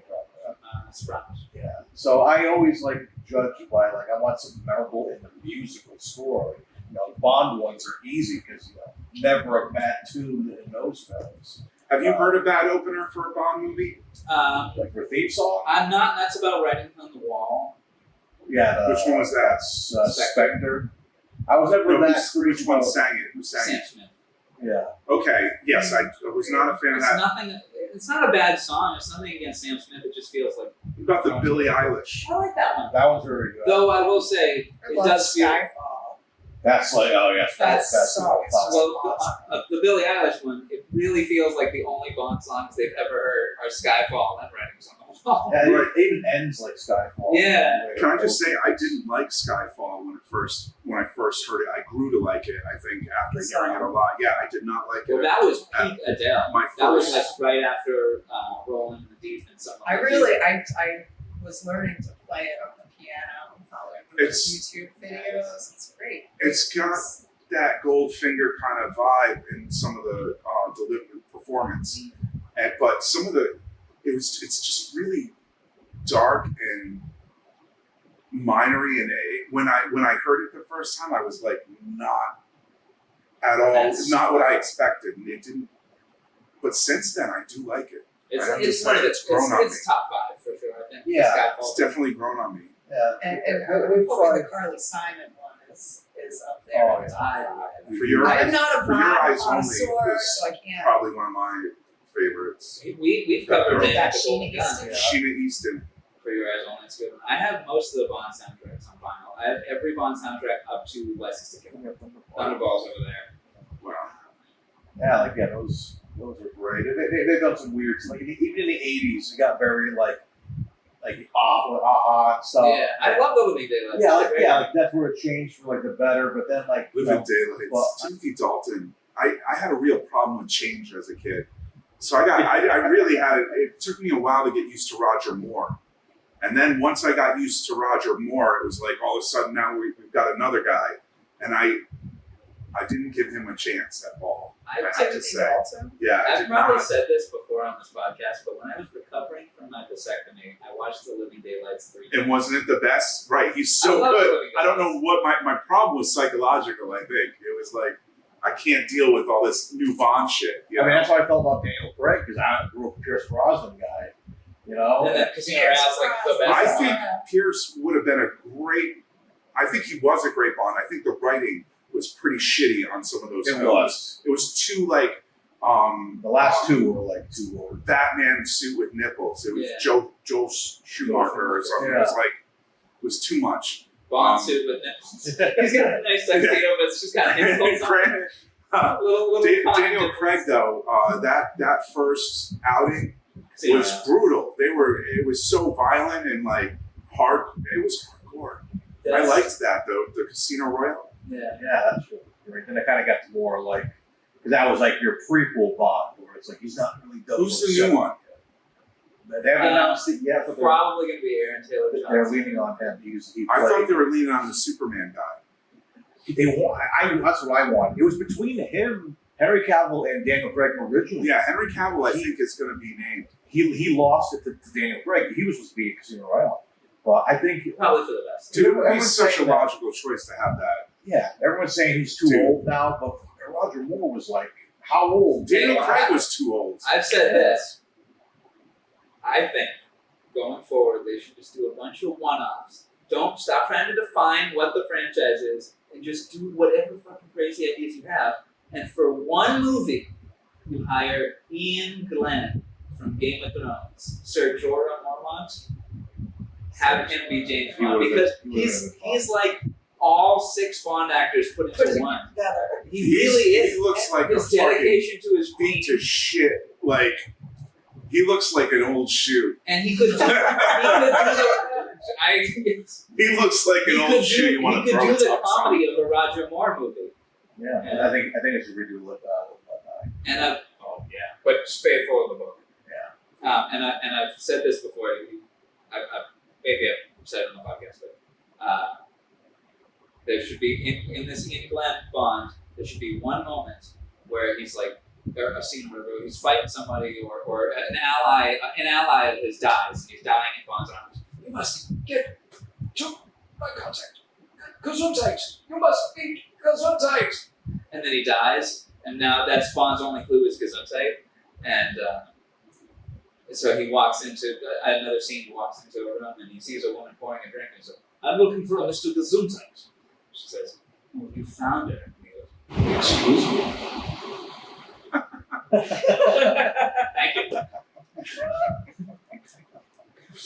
Anyways. I'm glad you told me that.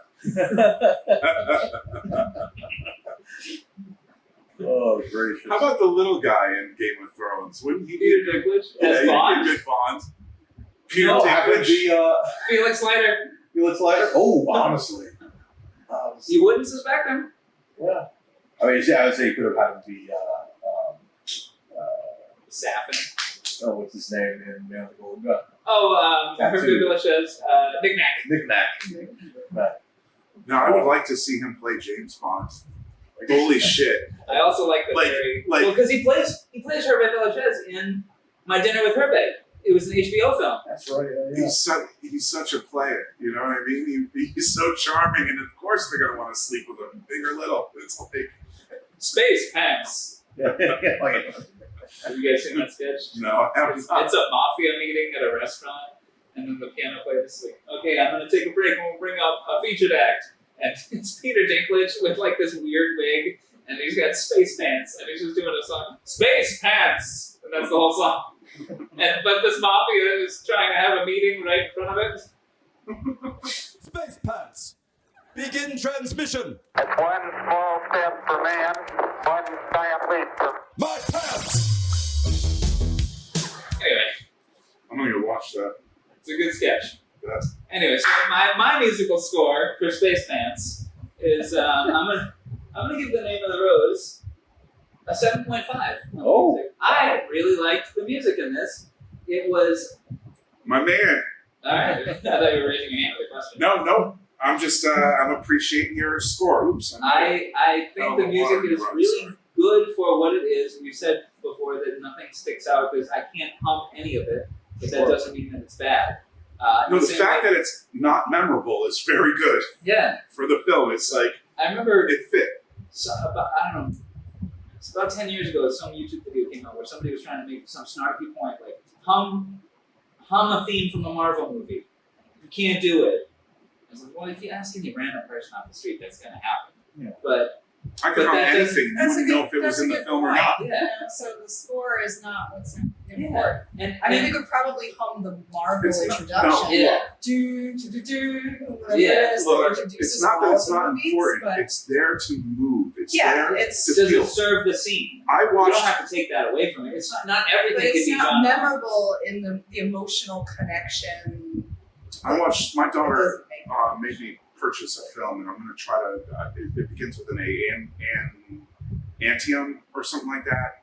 And no, this is a film, and it's about a boy whose dog dies, and the mother's like, that dog went to hell, or something. All dogs go to heaven?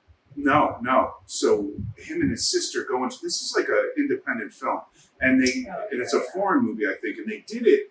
They used like beats, like binary beats and different frequencies to promote uneasy feelings and antium or antrium or something like that. And the sister and the brother are going to dig to hell to get the dog out. Like, but all this crazy shit goes down. It's like a scary film, but these beats in this, and literally you feel uneasy in this film, and it has a lot to do with the soundtrack, but it's not that noticeable unless what you're told about it. You know, so that's how you know I mean, are they introducing the idea? But it's there. This music, the less you remember, I think the better. I think it's just moving along. You know, like when something sad happens in a film and the strings start going and you start crying or some shit, you can't help it. Maybe you have that in this movie. There's a couple sentimental moments. Yeah. So we could do a quick recap. Yeah, let's do a quick recap of our ratings. Let's covered the book. Shit, that's a lot to fucking go and uncover, right? I'll pull what audio I can from that camera. Do you We'll think be okay. it got some? Yeah, I'm sure we got stuff on we'll both be okay. cams. Yeah. We've done that in the past where we've lost footage and we recovered it on the camera. We'll make do. We'll figure it out. I'm just gonna keep going back and checking every couple of minutes now. Well, listen, if we have to do another taping, we can at some point. You know what I'm saying? Like we could do like a makeup on a. Well, you guys are always welcome for another episode. Saturday morning or something. No, I'll make do with the edit of this. Let's try to get through the ratings and let's recap the ratings here in case we missed any of that. So our average SH rating is a 6.75. Our average sexy rating is a 5. Our average musical score is a 6.5. That brings us to our film rating. Let's do our film rating. The film itself. You guys want to go first, and I'll sporadically check to make sure we're still recording. Oh, I love this movie, so I would say 9. 9. Wow, look at that. Okay. Movie. She does. All right. When she asked me to watch this movie, I was very, I kind of didn't want to, and she was gung ho. I know she loves this film.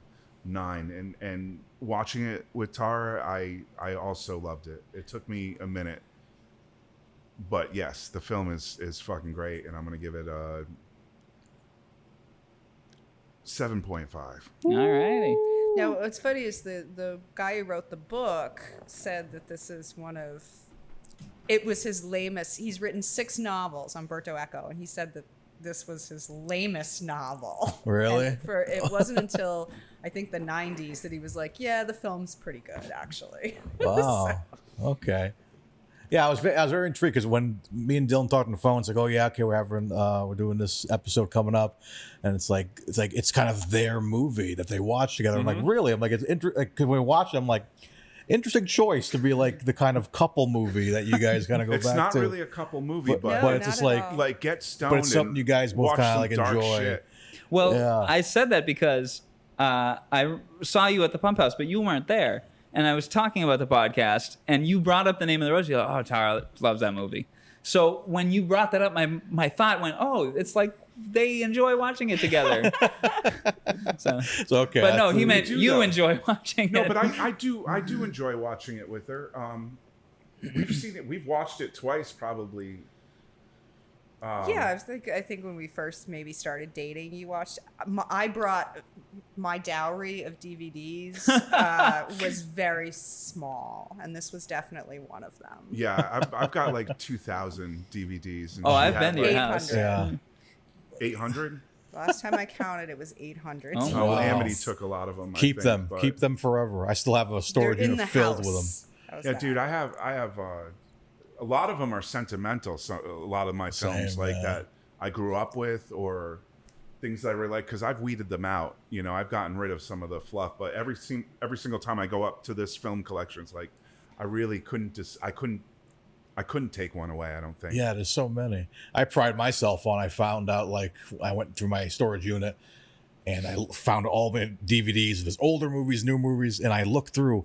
I have the entire like Infinity Saga for Marvel, like from Captain America, Iron Man to Endgame. And I was like, if we ever lose like this on Disney Plus, I have the collection. Digital, yeah. I have everything right there. You know what I mean? Because I own all those films digitally. I do have some on Blu-ray. Yeah, because they're starting to do that with the Disney Plus shows. They're starting to put them on DVD now. HBO is removing its own content. Yeah, it's like, why? Very Just strange. put it all it's up there. Okay, we got you for $15 a month now. Yeah, but we're gonna pull some. But you can't watch The Dark Knight anymore or whatever. It's like it's silly. But also for the audience, I apologize that I keep getting up and checking. Oh, it's all right. Just want to. No problem. No, yeah, so it's all right. Nobody's watching this. Me for the film. We're on me for the film. Oh, okay. What's your rating? Yeah. So yeah, I did enjoy this. I thought it was quite the surprise. I just didn't know what to expect. All I know was like monks, Connery, and roses, whatever. I didn't expect there to be like a whole like detective thing going on in this. I wonder what you would have felt had you seen the sex scene though. I think I might rewatch it and see the regular cut now, just to see if it changes it. Because I mean, I did kind of fall off there because I'm it gives you context. Yeah, like I mentioned earlier, like it's like you just see him laying naked, and you're like, okay, we don't know what happened there. Why do and you then want to she save shows her up so badly? And she shows up at the end, and then like he's conflicted on whether to go with his master or her. I'm like, but we don't even know if they even like know each other. You know what I mean? But so I think except that they saw each other, and then he woke up naked. Yeah. Yeah. So I would wonder if my score would change. I'm giving it a solid 6. I'm like it's good, but it's like I feel like I need more context. It might go up to a 7 or 8 if I watch the full thing with everything there, because I mean, like just she has lovely breasts. She does. Sure, and a nice we butt. still see that Very when they nice rip off butt. her shirt at one point, but like you don't see him like this though. You see her whole. Yeah, it's whatever. So all right, so does it get a different sexy rating if you? throw that scene in? Just her sexiness? It's so funny because No. no. But like But she's hot. there's awkward like there's She's hot. awkward character stuff that goes. It's like a teen movie. Like it's just kind of like she's hot, but then you see he them doesn't know what he's looking doing, for and lights. she's You know, like advancing on him, and yet she doesn't say anything. Like she's kind of yeah, it's very like silent movie. It's very- He's like fumbling with the condom.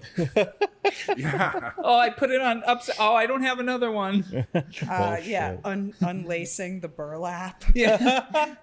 The No, really, it's in sheep's that guts. scene. Wait, really? Oh my gosh. Yeah, where she like Parting the- unlaces his burlap.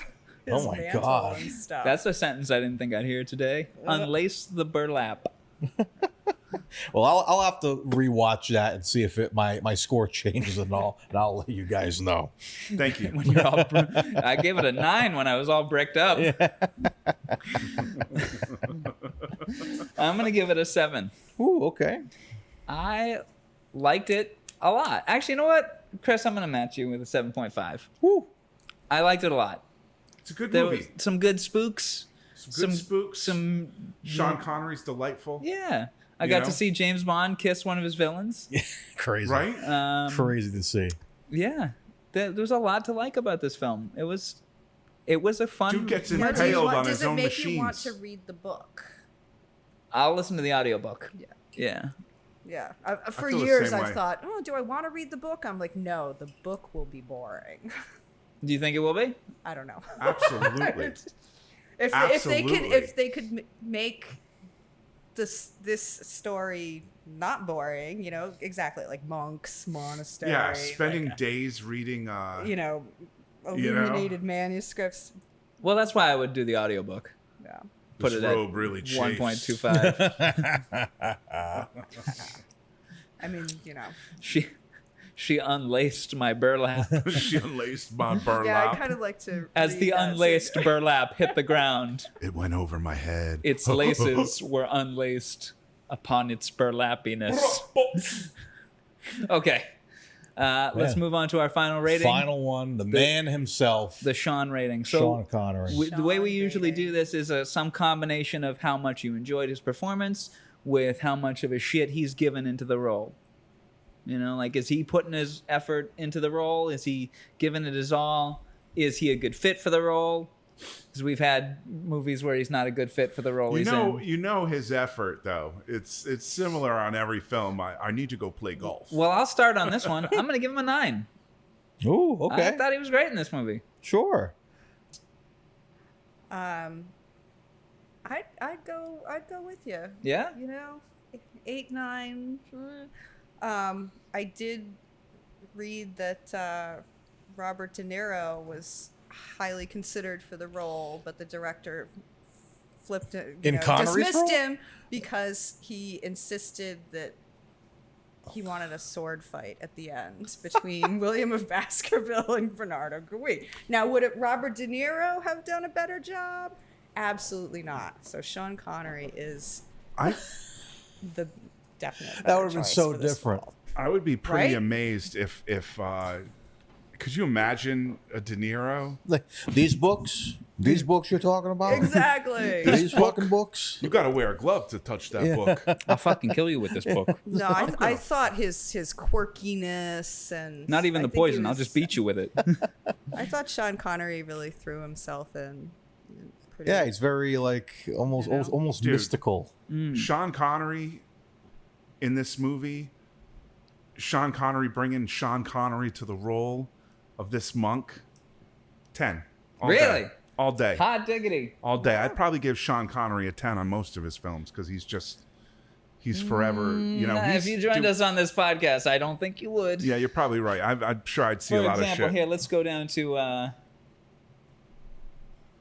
Sir, the Avengers? Yeah. You guys didn't like him in the Avengers? Oh, God, no. Oh, he's kind of a piece of shit in there. Yeah, I that's- like him in the bear suit though. No, Yeah. he's a total piece of shit, but he's great. Well, when a He's the bad guy. when a character tries to rape another character, it takes a little bit away from his performance. I know that's like a villainous act, but it makes me like Sean Connery less when we're doing a But it's not podcast. Sean Connery. I know. It's the act. He's But pretending. he still he's had to playing read a character. script and be like, "Yeah, I'll do that." I want to do that. Yeah. It's always a first time for everything. I was just saying Sean Connery. I wasn't. He's never being slapped me. a dog. You know. Any Hoosers. Anyways, Mario, what are you gonna give Sean in this film? Yeah, I think I'm gonna be right in the middle. 9.5. Okay. I think he's tremendous in this. I thought you were about to say 5. But Right in the middle, 5. 5. Yeah, he's great in this. If anything, yeah, like I can't picture De Niro doing it. I can't picture anyone else doing it because I feel like it might tarnish the quality. I feel like him. He always gives us a stoic performance, which I feel like I always bring up. Just the way his delivery is, and like his face contorts a certain way. There's everything about him is so stoic and somewhat mystical. So like, yeah, I really enjoy him in this, man, because I feel like I'd be kind of a little more turned off by this film if it was somebody else. But the fact it was Connery kept me engaged. Every scene he's in, he's just eating scenery. He's just like, it's all about him, He's tremendous in this. So yeah, nice solid 9.5 right there. There's one actor that could have done this movie. Leslie Nielsen. But it would have become a comedy right away. And that him with the glasses? Oh, right? It would have been crazy. He would have Mr. Magudas. He would have been wearing the glasses the whole time. Well, I don't know. And the gag would be that he pulls the glasses down, but it's like a Swiss Army knife, and he like. Yeah. and another one would be like an optician's like eye test thing. Oh yeah. The big headpiece. Yeah. He was a serious actor at one point. I wonder. There is a movie Forbidden we Planet. covered that Leslie Nielsen's in. He's not Yes, funny Wrong at is all. Right. Wrong is right. And what did we give that? We gave that some good rating. We love that movie. Good Yeah. ratings. 10. We both gave it a 10. Yeah, we love that movie. We gave Sean a 10. We gave the movie a 9 and an 8.5. Still, yeah. Still good. Yeah, it's very good. Tremendous. Yeah, Leslie Nielsen's not that funny in that movie At all, but we look at it and we're like, we're waiting. Like that scene, he's on the phone. Yeah. And there's like he's laughing. The way that it's framed is like he's at the it's one of those phone, cross shots. and he's like, there's a big bay window behind him, and like nothing really happening, but you're expecting like someone like a clown on fire to run by or something. Like you're expecting that. Naked gun gags. Yeah, you need to have something funny happen around him, but nothing. No, but that's the only time I've ever seen Leslie Nielsen like serious. It was in that film. So That and Forbidden Planet. Oh yeah, Forbidden Planet. Yeah. Alrighty, so let's recap our ratings one more time. Let's Our do it. average SH is a 6.75. It's somewhat there. It's starting to thicken up as he gets into his age. Yes. Our average sexy rating is a 5. You guys thought it was sexier than I did. Our average musical score is a 6.5. It's not a bad score. Our average film rating is a 7.5. Are we coming back to this film again, guys? Well, I'm definitely coming back to see the sex scene. Oh yeah. Because now I'm just curious. We'll watch it again. For Okay. Sure. And our average Sean rating is a 9.38? Is that what that is? Yeah, 3.8. 9.38. Damn, he's pretty good in this movie. Very And we do good. we add all those averages together and multiply them by 2 for our total Sean rating, which is a 70.25. Or 2.5. Look at that. Nice. That's a whole lot of Sean. Indeed. We love it. Did you just do that math in your head? No, I have my phone. Oh, okay.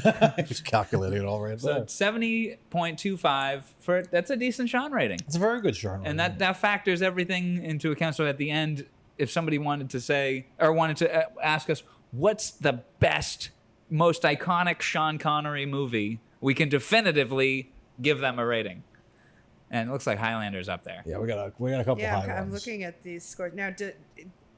If he has a death scene, does that go up? Right? He has a death scene in The Untouchables. I feel like that can make or break an actor. Well, it depends on the death scene. Like We used to keep track of it, like of him dying, because Yeah. we used to have it, because we always have. He dies in the first 4 movies we watch. Yeah, because we tried to give a timestamp of when we first see him, and if he dies, we give a timestamp when he dies. Then he hasn't died in a while, but First 4 films in a row we did was he died. Yeah. Man Who Would Be King, Yeah. First Night. Sword of the Banner Valiant. King. Oh my That was a great movie. That's one of our favorites. I think I watched that with my father when I was like 9 years old. Him and Michael Caine, like they're best Michael buds. Caine. Such so a good like film. you can tell they're friends by watching that movie. It's a good buddy movie, I think. And then The Avengers And The was Avengers, number 4. yeah. So all 4 of our first 4 films, he dies. Yeah. So. But all right, so with that being said, we've finally gotten through the whole gimmick here. But one more thing before we go. Check the recording. Check You the got recording, it. for God's sakes. And while you're doing that, I'll... And you know what? Maybe a Connor P? If you want, sure. 2-minute Connor P real quick? Sure. Go Okay, for cool. it. 1 second. There we go.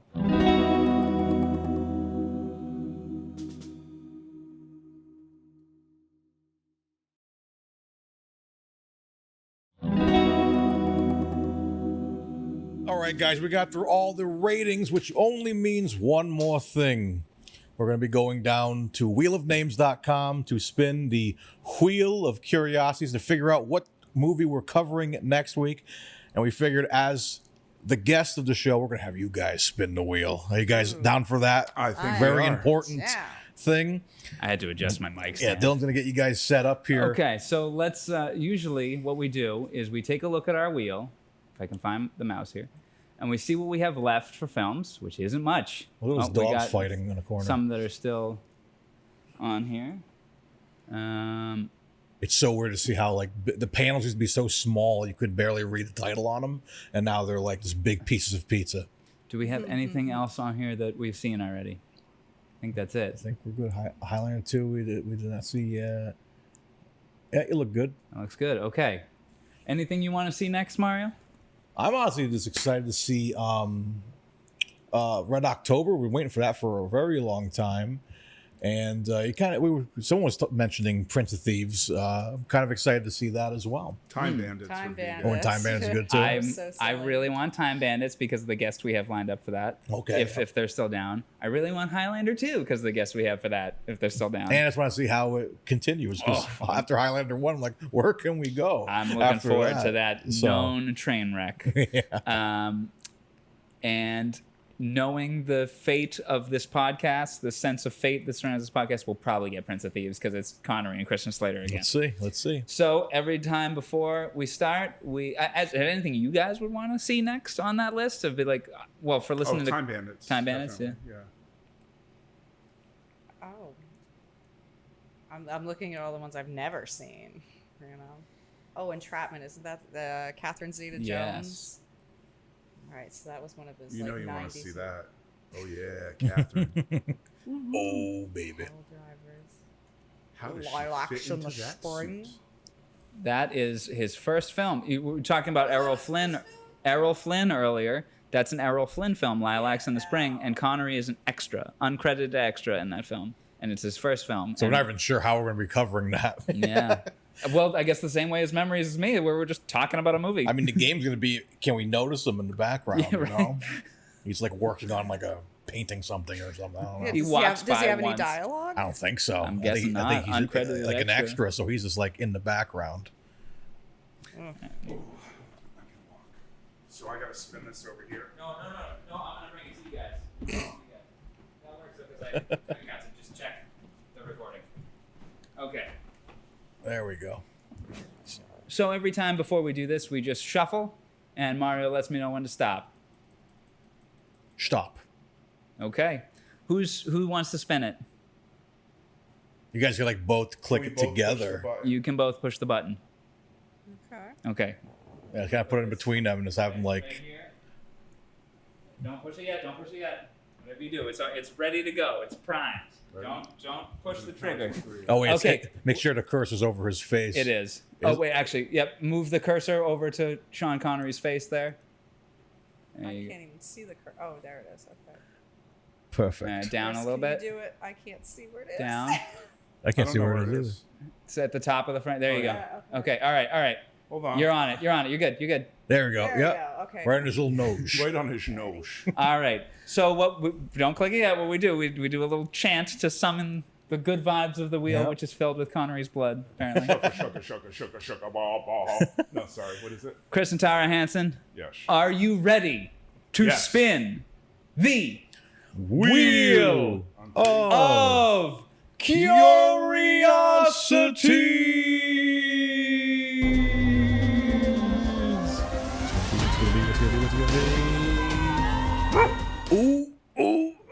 Cause. So Who's in that one? Sean Connery and Lawrence Fishburne, I believe. Ooh, that could be interesting. Larry.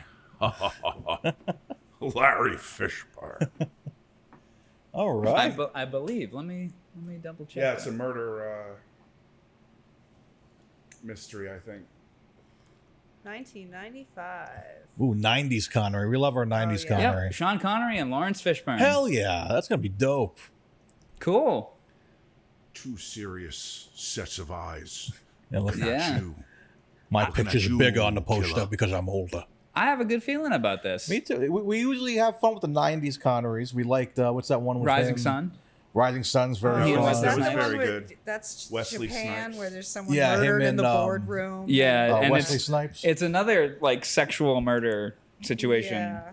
because it was like autoerotic asphyxiation or something Yeah. that kills her. Sexual chocolate. Yeah, exactly. Then the Rock is 90s, right? Yes. I love The Rock. The Rock is really good. That was a good That's one. a dope Very one. classic Jerry Bruckheimer. Yeah. Oh and- yeah.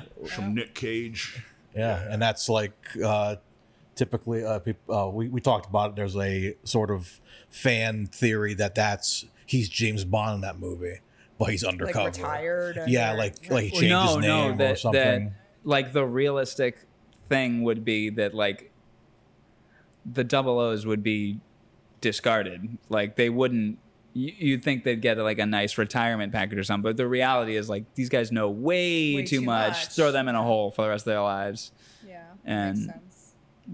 I think, and that's the plot of The Rock is that he had literally like a drive full of information or something for who killed JFK or something like that. Yeah, a bunch of information. So it was the spy knows too much, throw him in a hole situation. But you're watching, you just gotta pretend that he's James Bond. It's like, ooh, it's kind of like better than Never Say Never Again. Like, geez, like so I'm saying, if he looked like that and Never Say Never Again, I'm like, perfect. Yeah, it's too much of a middle ground where he's like, he just looks plain. Yeah, and in that he absolutely. looks bad. Also, quick aside on Never Say Never Again because of that. We probably brought this up while recording the podcast, but thanks to that movie, I now have like 3 different quotes of Sean Connery saying Nicole, so I can just use that to prank Nicole. Nicole. So. But anyways, so next week, Sean Connery will return in Just Cause. Anything else you have to add here? to end here? Hansons, what do you guys got to promote? Any new music? Did we fail to mention that the Hansons are very talented musicians? I think we failed to mention that. I think we failed. We'll mention it now. Do some promoting. We just put out a covers record. Ooh. Yeah, it's an EP. There's maybe 5 songs. I paid for the licensing to put out Beach Boys, Beatles, Cure, and Randy Newman and Mark Cutler songs. What Beach Boys and Beatles song? God Only Knows. Nice. The Beatles song is Hey Bulldog. Nice. Which I had recorded previously, but Yeah, you guys. I've heard didn't you have play that. licensing. And then the Cure, Close to Me, Randy Newman's Living Without You, and Mark Cutler's Can't Give It Away. Nice. And then I have a record of ballads that it's on Bandcamp right now, but which would be Kris Hansen's Viking Jesus at bandcamp.com. But it's going on Spotify and CD Baby and everywhere on June 22nd, which is my birthday. Nice. Ooh. And we recorded a Christmas song and some other stuff. There's probably a new album in the works, and maybe our band will get off its ass and start playing shows again. We lost our drummer 2 years ago. Rest we in just peace, Nick. Really haven't been eager to go out or do anything other than maybe record a little bit and play some acoustic shows.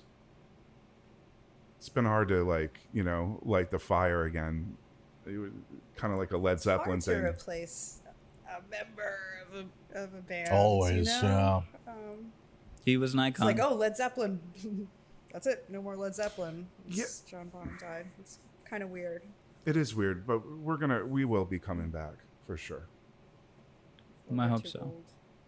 We're old too. Yeah. Hey, so do Stones. They just played Gillette a couple days ago and sold it we're out. much younger than the Stones. Yeah. How about you, Tara? Anything to promote? No. I mean, that's us. Yeah, I mean, that's us, we pretty play in much. the band. If I ever get, I have some songs I've written myself, and at some point we're going to orchestrate them and record them. You're also in between some stuff. You might be doing some styling or some stuff down the line. Oh yeah, I mean, Tara's got her radar on. Yes, working with I'm a huge Collector. enthusiast of vintage clothing and secondhand. Ooh.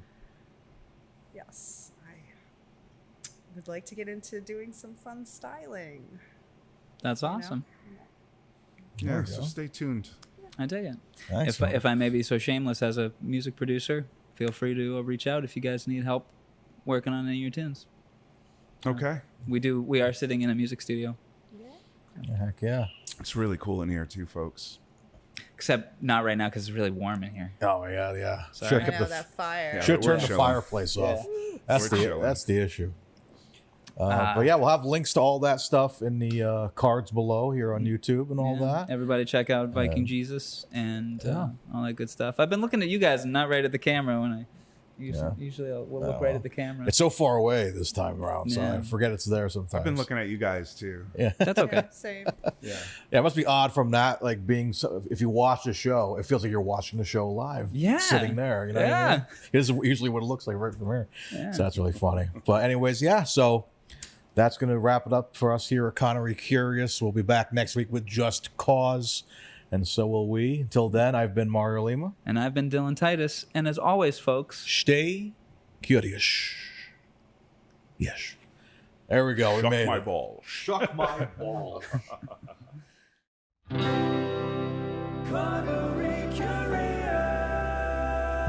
You've been listening to Connery Curious, a Titus Compositions and Friggin' Nerds Media podcast. Follow us on Instagram and YouTube at Connery Curious for updates, memes, and episode clips. You can also visit Dylan on Instagram at Titus Compositions to hear other podcasts and original music, watch music videos, or even pick up a great vinyl record. For more discussion about your favorite films, comics, and games, and a network for all things nerdy, visit me, Mario, at Friggin' Nerds Media. You can rate, review, and share the podcast in-app, which helps us grow the show and reach other curious Connerys out there. Thanks for spending time with us. Have a great day, and remember, stay curious.